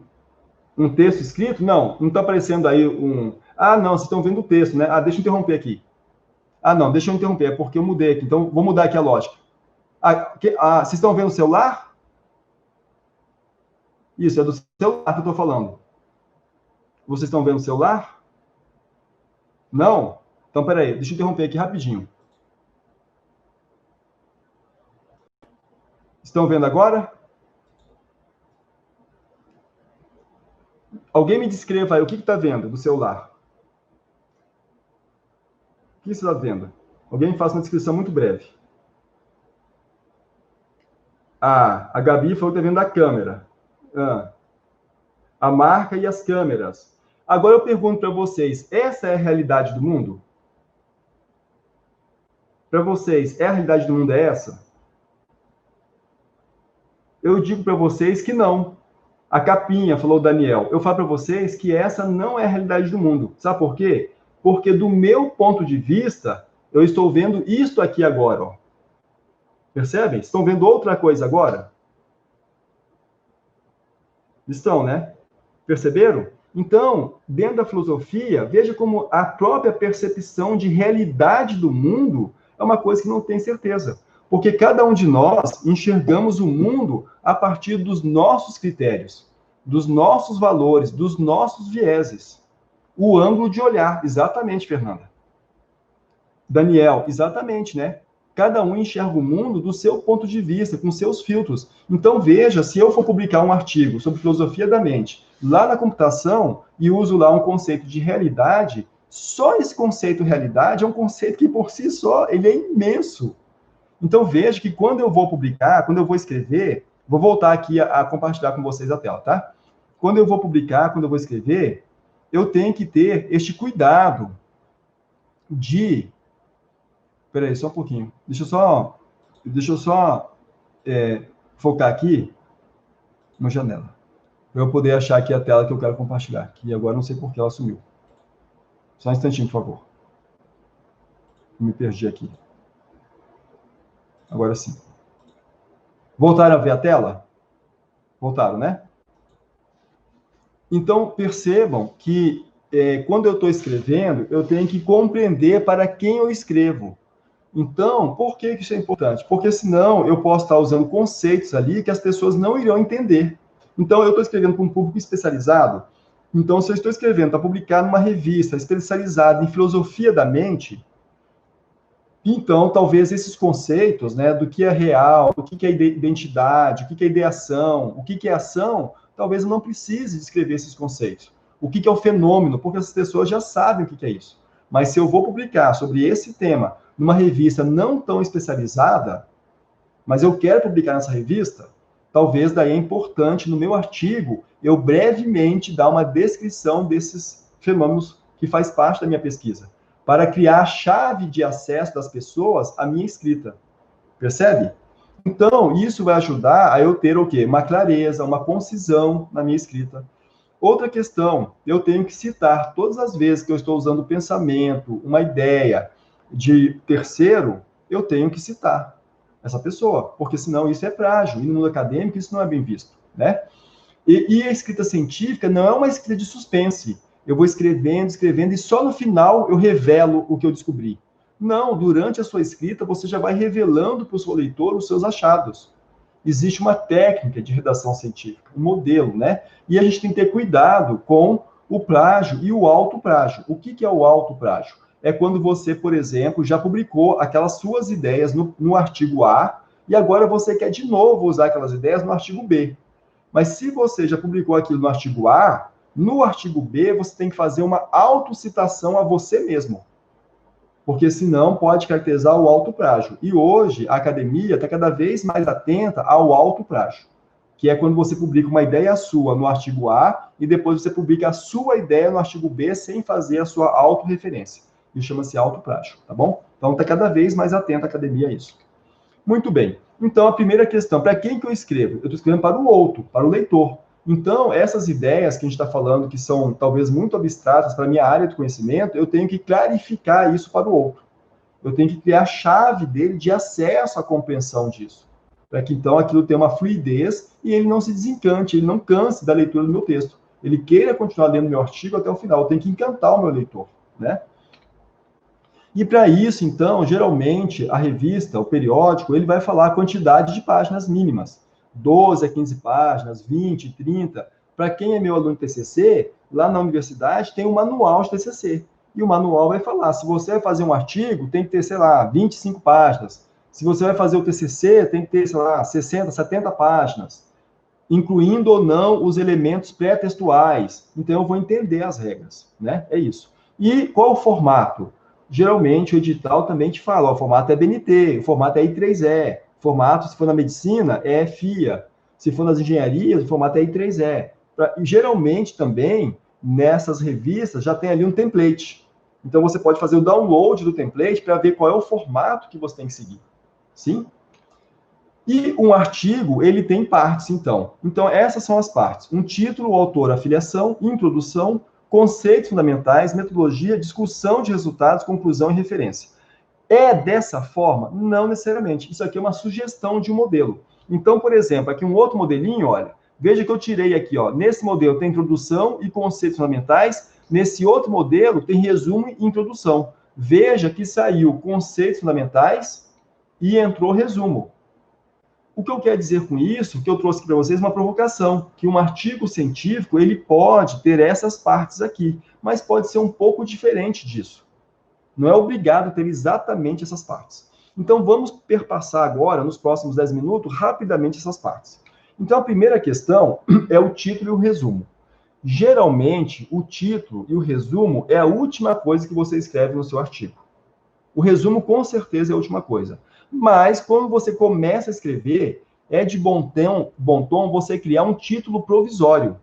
Esse título provisório te dá uma percepção, uma ideia do seu trabalho. Ao final do seu trabalho, você pode revisitar esse título e mudar o título. Então, é muito comum, no começo da escrita, você ter um título provisório, e à medida que você desenvolve o seu trabalho, daí, ao final, você faz uma nova análise do título e vê se o título permanece aquele ou se você tem que ajustar o título. Porque naquele processo do método científico de investigação, você pode mudar um pouquinho a direção do seu trabalho para um lado ou para o outro. E daí, isso, consequentemente, muda o título. Então, você cria um título provisório. Agora, é importante saber que o título, ele, em alguma medida, é a alma do negócio. É por meio do título que você vai encantar um potencial leitor. Quando você publicar aquele artigo, um dos primeiros elementos que o leitor vai olhar para selecionar o seu artigo como artigo de leitura é o título do artigo.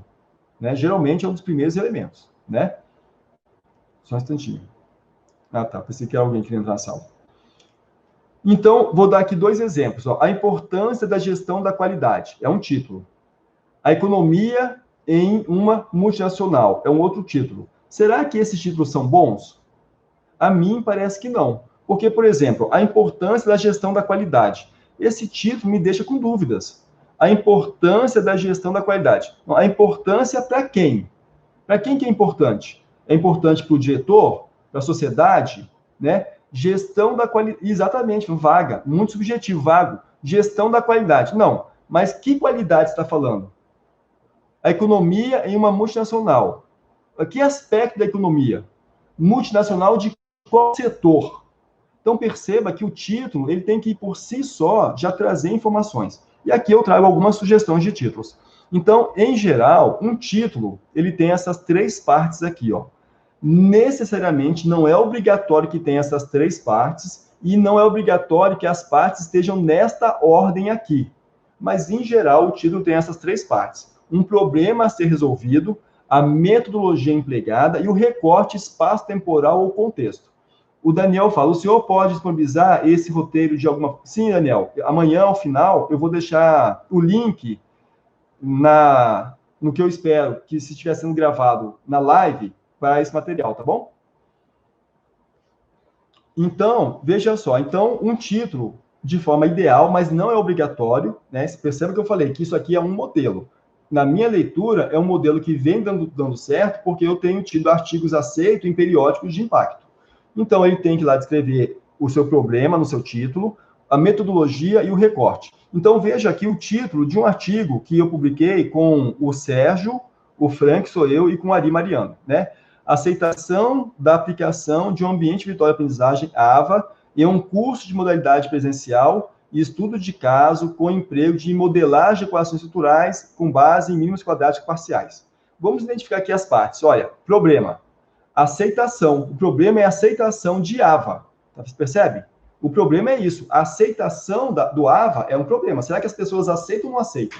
É um problema. Qual que é o recorte?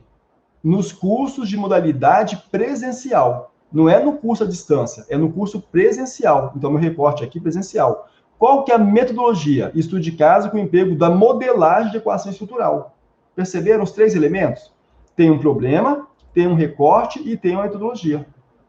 Então, o leitor parece um título grande, mas quando o leitor lê isso aqui, ele já tem ali um monte de informação, principalmente o pesquisador. Outros exemplos.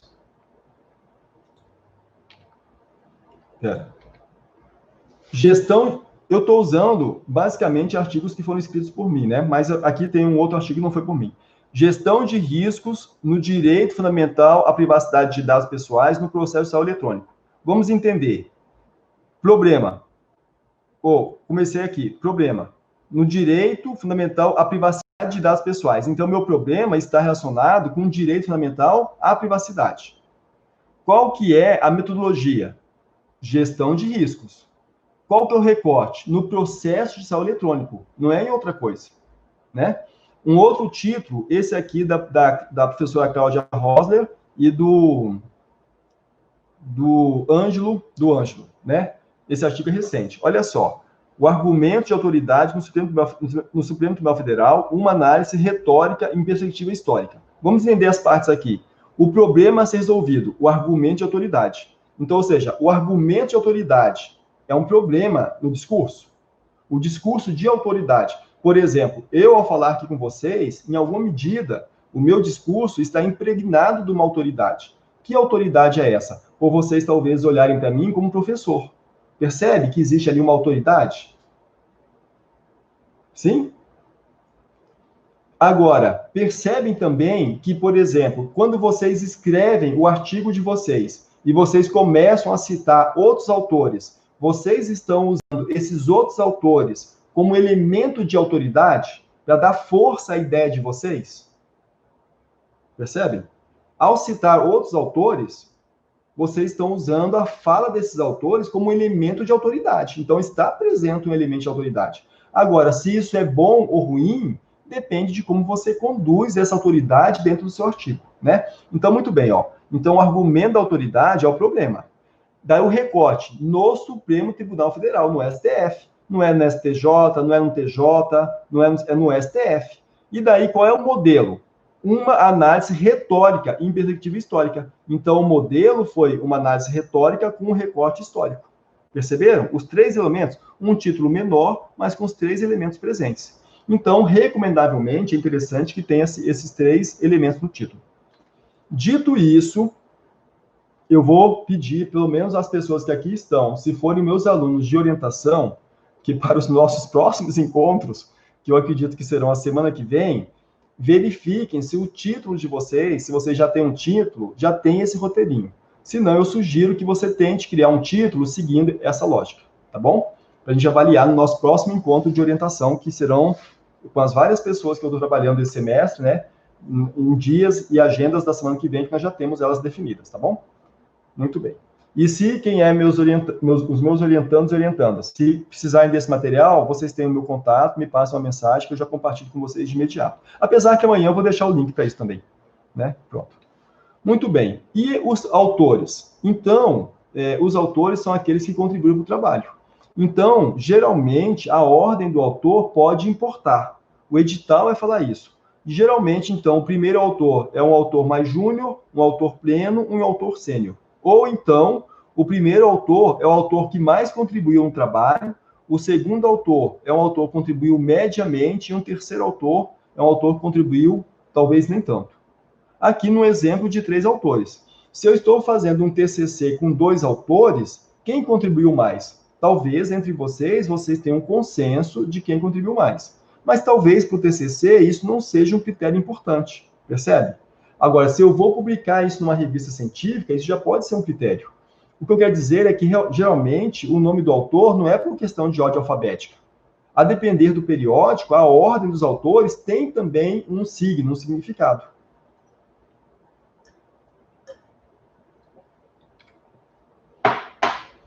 Em algumas áreas, quando você tem mais do que 3 autores, isso não é bem visto.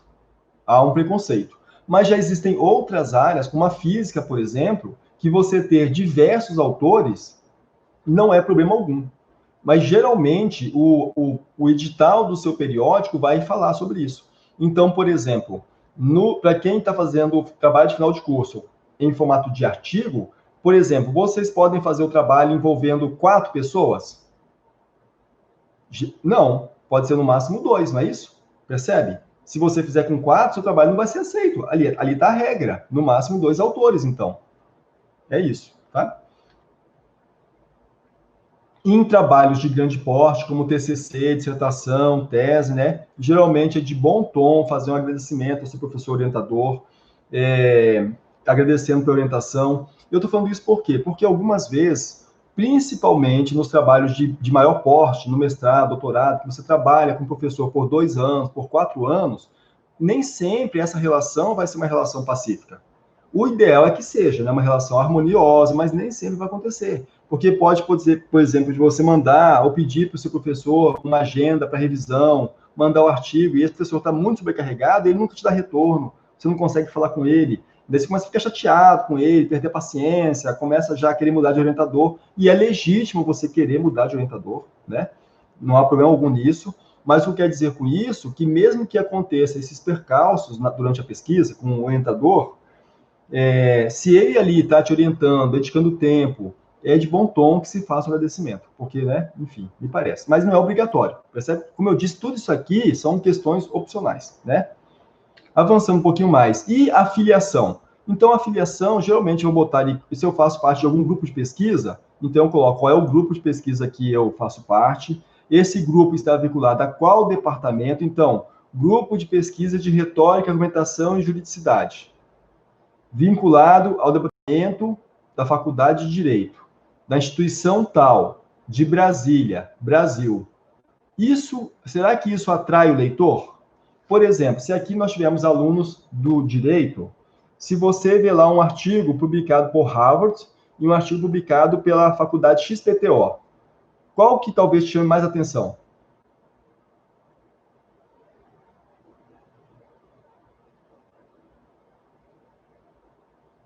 O primeiro ou o segundo? Ou se aqui tem alunos da área de tecnologia, você vê um artigo publicado do MIT e um artigo da XPTO. Qual talvez chame mais atenção?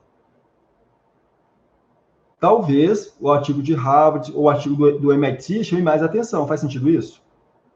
Então, perceba que esses elementos aqui, então, de filiação, são elementos que também podem atrair a intenção de leitura do seu leitor. Percebe? Se você faz parte de um grupo de pesquisa, e é um grupo de pesquisa de renome, né? Isso tudo vai fazer o que? Você quer captar o leitor, você quer que ele leia o seu artigo, para depois ele citar o seu artigo. Porque quanto mais seu artigo for citado, maior vai ser o impacto dele na ciência. E para você, mais positivo é para você em termos de autoridade naquela área, né? Então é isso, tá? Muito bem. Geralmente depois que você tem o título, né? Você tem a filiação, você tem um resumo. O resumo é geralmente uma parte aí com 500 a 300 palavras, e no resumo é onde você vai fisgar o leitor. No resumo, você já vai contar uma visão geral do seu trabalho. Olha, esse trabalho fala sobre este assunto, eu usei essa metodologia e cheguei a essa conclusão. O resumo você tem que contar a história toda. Porque o leitor vai fazer aquilo ali e vai assim, ok, eu vou ler esse trabalho todo. Então, por exemplo, eu quando faço pesquisa de artigo, eu pesquiso no título e no resumo. As primeiras coisas que eu leio nos artigos que me aparecem selecionados. Eu leio primeiro o título, eu leio depois o resumo e depois eu leio a conclusão. Se esses 3 elementos me encantaram, eu vou ler aquele artigo todo e provavelmente, se ele agregar uma coisa, eu vou citar no meu trabalho. Mas perceba que antes de ler o artigo, eu vou ler essas 3 coisas. Mas se o título é legal, o resumo, esse resumo aqui parece interessante. Mas se eu vou lá e ler a conclusão e falar, essa conclusão aqui não agregou nada, aquele artigo eu vou descartar. Então, perceba que a importância do cuidado com esses elementos, né? Eu já falei que o título, então, é um título provisório. Então, geralmente, então, esse resumo, você conta assim, uma visão geral da história, da sua pesquisa, qual é o seu problema de pesquisa, qual é o método que você usou, os dados que você usou e a sua conclusão. Então, ali o leitor já tem uma visão geral do seu trabalho e fala, ok, eu quero ler esse trabalho. Isso aqui contribui com a minha pesquisa, né? Depois você, no resumo ainda, então, geralmente, então, ele tem uma introdução, aqui uma sugestão, 2 linhas, né? Depois ele fala qual é o propósito do seu trabalho, qual é o problema, qual é a hipótese, a metodologia que você usou e o resultado alcançado ou esperado, é o que eu acabei de falar. E se ele tiver alguma contribuição para a sociedade, você coloca. Então, por exemplo, de repente você está fazendo uma pesquisa, vamos supor, vou pegar assim, eu estou vendo aqui a Fernanda, eu acho que é a Fernanda que a gente está trabalhando juntos, né, Fernanda, num projeto de pesquisa, né? Então, por exemplo, de repente aqui a Fernanda, o trabalho dela tem uma contribuição para a sociedade, né? É um trabalho junto para os núcleos de prática jurídica, é isso, Fernanda? Será que é essa, Fernanda? Pronto. Então, eu posso usar como exemplo, Fernanda? Permite? Então, tá. Então, por exemplo, o trabalho dela com a Edith, né, é um trabalho que vai trazer, assim, uma facilidade, um benefício para os núcleos de prática jurídica. E também, em alguma medida, vai trazer um benefício para a sociedade mais carente. Porque, geralmente, os núcleos de prática jurídica atendem à população mais carente do país. Então, perceba que, neste caso, a pesquisa dela tem uma contribuição para a sociedade. Então, ali no resumo, ela pode colocar isso, né? Que o trabalho vai contribuir com a sociedade, levando a justiça às populações mais carentes. Ah, puxa, que legal isso. Agora, quando a pessoa começar a ler o trabalho, ele vai entender como é que vai levar a justiça à população mais carente. Perceberam? Agora, se meu trabalho não tem essa contribuição direta para a sociedade, por exemplo, o meu trabalho aí precisa atuar em filosofia da mente. Não tem uma contribuição direta para a sociedade. Tem talvez uma contribuição mais dentro da academia. Então, provavelmente, talvez não tenha esse item E. Mas, de novo, pessoal, isso aqui é uma sugestão, né? Estou acabando já, tá bom? Muito bem. Palavras-chave. Geralmente, você vai usar de 3 a 5, né? Então, no máximo 5. E aqui na palavra-chave, uma dica, um truque, é interessante você não repetir palavras-chave que você já tenha usado no título ou no resumo. É claro que existem algumas palavras que não tem como você fugir delas. Mas por que é bom você fazer uma variação de palavras? Você não quer que o seu trabalho seja visto? Você não quer que o seu trabalho seja enxergado, encontrado? Então, você vai usar assim a quantidade máxima de palavras diferentes no título, no resumo da palavra-chave, para dar mais chance do seu trabalho ser percebido no mundo, para deixar ele com maior facilidade de indexação. Isso é um truquezinho, né, para você ser achado no mundo das publicações que existem, né? Muito bem. A estrutura do trabalho, então, vai ter lá uma introdução, né, uma descrição do seu problema, os fundamentos teóricos, vai propor uma solução ou um modelo, os resultados que você alcançou ou os resultados esperados, vai discutir esses resultados, as considerações finais e a referência. De novo, pessoal, está aqui em vermelho, ó, não é uma regra absoluta. Depende do congresso, né? Outra dica aqui é se você vai mandar para uma revista específica, você lê já os artigos que foram premiados, os artigos que têm maior impacto naquela revista, para ver o modelo que eles usaram e seguir um modelo semelhante, porque aquele modelo pode ser o modelo do sucesso. Você ganha tempo com isso, né? Estou acabando já, tá?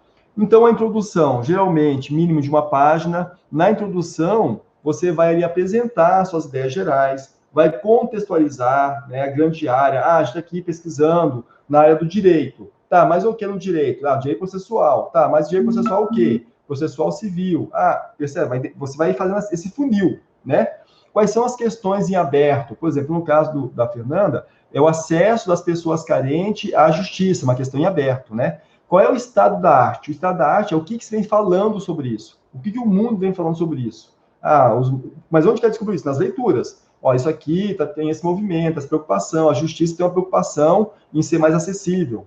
Qual que é o propósito do trabalho? O propósito do trabalho é contribuir para deixar a justiça mais acessível. Então, ali na introdução, eu já contei aquela história geral e, atualmente, modernamente, eu posso usar referências na introdução.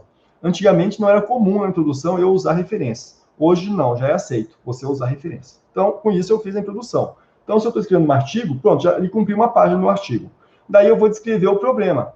Então, duas páginas ali para escrever o problema. Então, ali eu vou escrever qual que é o problema que eu estou investigando, quais são as dificuldades, quais são as hipóteses, o que eu quero provar, o que eu não quero provar. E você pode usar ali mapa cognitivo ou mapa mental. E aqui eu dou duas ferramentas, né? O CMAP Tools e o XMind, que são ferramentas que permitem você criar mapas mentais. O que isso é legal? Porque você dá para o leitor uma visão gráfica do seu problema.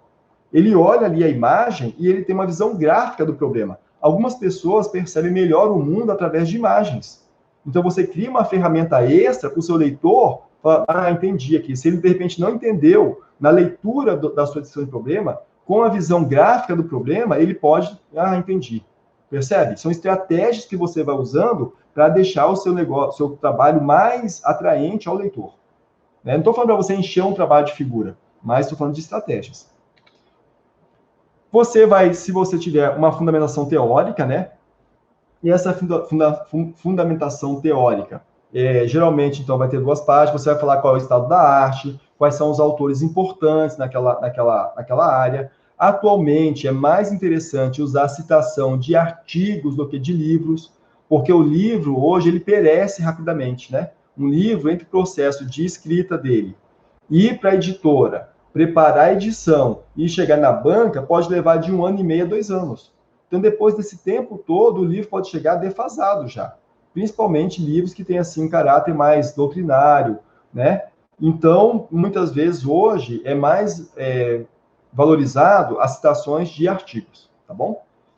Depois, você pode falar, então, do estado da arte. O estado da arte é qual é o tema, quanto tempo que esse tema é importante. Eu devo fazer o meu recorte temporal de quanto tempo.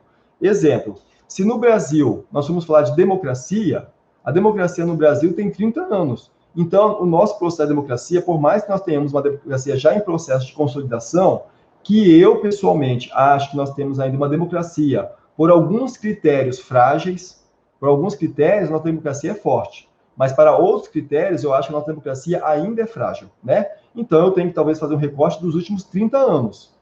Mas se eu estou pesquisando, por exemplo, sobre inteligência artificial, dentro de artificial, de machine learning, e dentro de machine learning, estou deep learning, talvez o meu recorte vai ser nos últimos 5 anos, porque é uma área que está mudando com uma certa velocidade, nos últimos 8 anos. Então, geralmente, o pesquisador sênior que está com você, ele consegue te ajudar nesse recorte, para poder chegar no estado da arte. Sim? E daí, por exemplo, ó, uma pesquisa aqui, ó, eu pesquisei no Web of Science sobre o termo privacy. Pesquisei de 1984 até 2020. Achei 135 mil artigos. Eu vou conseguir ler tudo isso? Não vou. Mas eu percebi, ó, que mais ou menos de 93 para cá, esse tema começou a crescer muito artigo publicado sobre privacidade. O que eu tenho aqui de informação? A internet comercial começa em 95. Então, eu posso pensar, opa, se a internet comercial começou em 95, o que pode estar acontecendo é que as pessoas começaram a se preocupar com a privacidade na internet e começaram a escrever mais sobre isso. Daí eu fiz um recorte menor, peguei de 2014 até 2019, já caiu para 61 mil artigos, mas eu percebo que ano a ano há um crescimento. Percebe o estado da arte? Ou seja, os dados estão me mostrando que esse tema está aumentando a publicação, a preocupação com esse tema está aumentando. Tudo isso aqui eu posso colocar lá dentro do meu recorte temporal. Eu posso falar assim, olha, a pesquisa realizada no período de tanto a tanto mostrou uma evolução da quantidade de artigos publicados sobre o tema, e isso demonstra que o tema está atual, que o tema está sendo altamente investigado. Daí, vou ler que está sendo investigado em relação à privacidade em tal tema, em tal área. Ou seja, eu estou contextualizando e mostrando uma metodologia, um critério que eu usei para poder recortar, refinar o meu tema, né? Muito bem. Daí eu peguei 2019, 2020, já refinei mais. Ou seja, metodologia, né? Você, então, vai fazer uma proposta ou um modelo de solução em pesquisa. Geralmente, aqui você vai envolver 3 páginas. E esse aqui, então, é o seu ponto alto do artigo. É onde você efetivamente enfrentou o seu problema.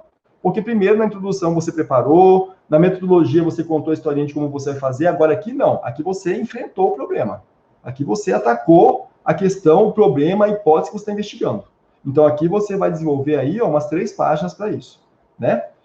Por fim, depois que você enfrentou o problema, você vai chegar nos seus resultados e conclusões. depois que você enfrentou o problema, depois que você leu, pesquisou, estudou, que conclusão você chegou? Quais foram os resultados que você chegou? Uma página para isso. Então, ali você descreve os resultados, positivos ou negativos. Você, então, discute esse resultado, falando, por exemplo, que podem haver expansão de pesquisa sobre outros recortes, sobre outros temas, né? E, finalmente, você vai chegar, depois que você discutir os resultados, você vai chegar, você vai chegar nas suas considerações finais, mais uma página, né, mostrando evidências, pode apresentar de novo aqui trabalhos futuros, e você finalmente chega aqui nas suas referências. Então, todo mundo que você usou no trabalho, você vai agora fazer a referência. Agora não, você vai fazendo isso, construindo isso, mas você vai citar aqui todo mundo. Isso são os elementos pré-textuais e pós-textuais. Geralmente, o pré-texto, que é a primeira página, né? O índice, essas coisas não contam. E nem os pós-textuais. O que conta como quantidade de páginas, geralmente, é o corpo, né? A partir da introdução, geralmente. Pessoal, e isso é o que eu tinha para falar hoje. Amanhã a gente começa a parte de revisão da literatura. Dito isso, e já sendo 19h10, eu pergunto a vocês, vou interromper aqui a apresentação, eu pergunto se vocês, que aqui presentes estão, se vocês têm alguma questão, se vocês querem colocar, debater algum aspecto que foi dito, alguma dúvida. Eu sei que o horário avançou um pouco a mais, né? Peço desculpas. Mas, enfim, eu também fico feliz por vocês estarem aqui firmes e fortes no sábado, né?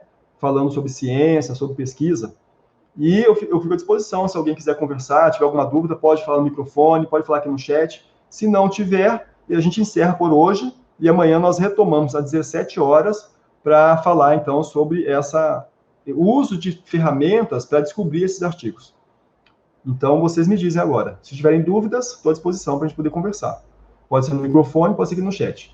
Fernanda, sem perguntas. Ok, Fernanda. Então, bom final de semana, até amanhã, se você voltar amanhã, né? Se eu não fui cansativo demais hoje, né? Até amanhã.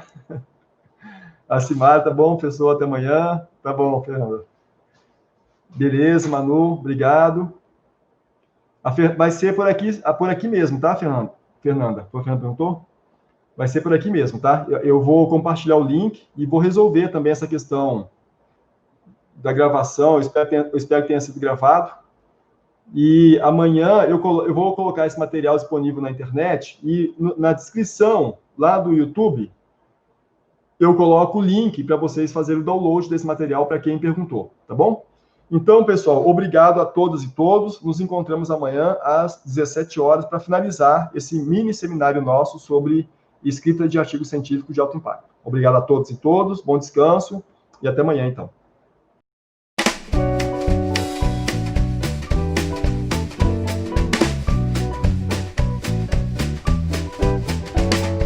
Como um esqueleto que sustenta o corpo humano, antes da pesquisa eu preciso ter um plano, ponto de partida, um caminho pra trilhar, e que no final me mostre onde eu vou chegar. Um projeto de pesquisa me traz dados relevantes, pra que no futuro eu prove o que não sabia antes. Quanto mais bem feito o projeto, mais tranquila a execução. Penso agora pra depois não escrever nada em vão.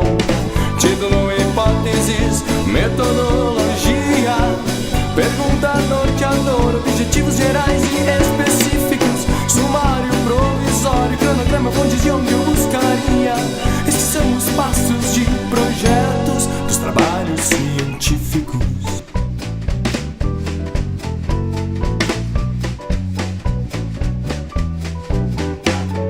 Hipóteses são afirmações que eu comprovo ou descarto, refletem as expectativas pra saber de onde eu parto, e eu ponho estas à prova com a metodologia adequada ao meu caso pra ter o que eu gostaria. A pergunta norteadora vai guiar, refletir o interesse principal pra depois ter o objetivo geral e dele os específicos tirar. Título, hipóteses, metodologia, pergunta norteadora, objetivos gerais e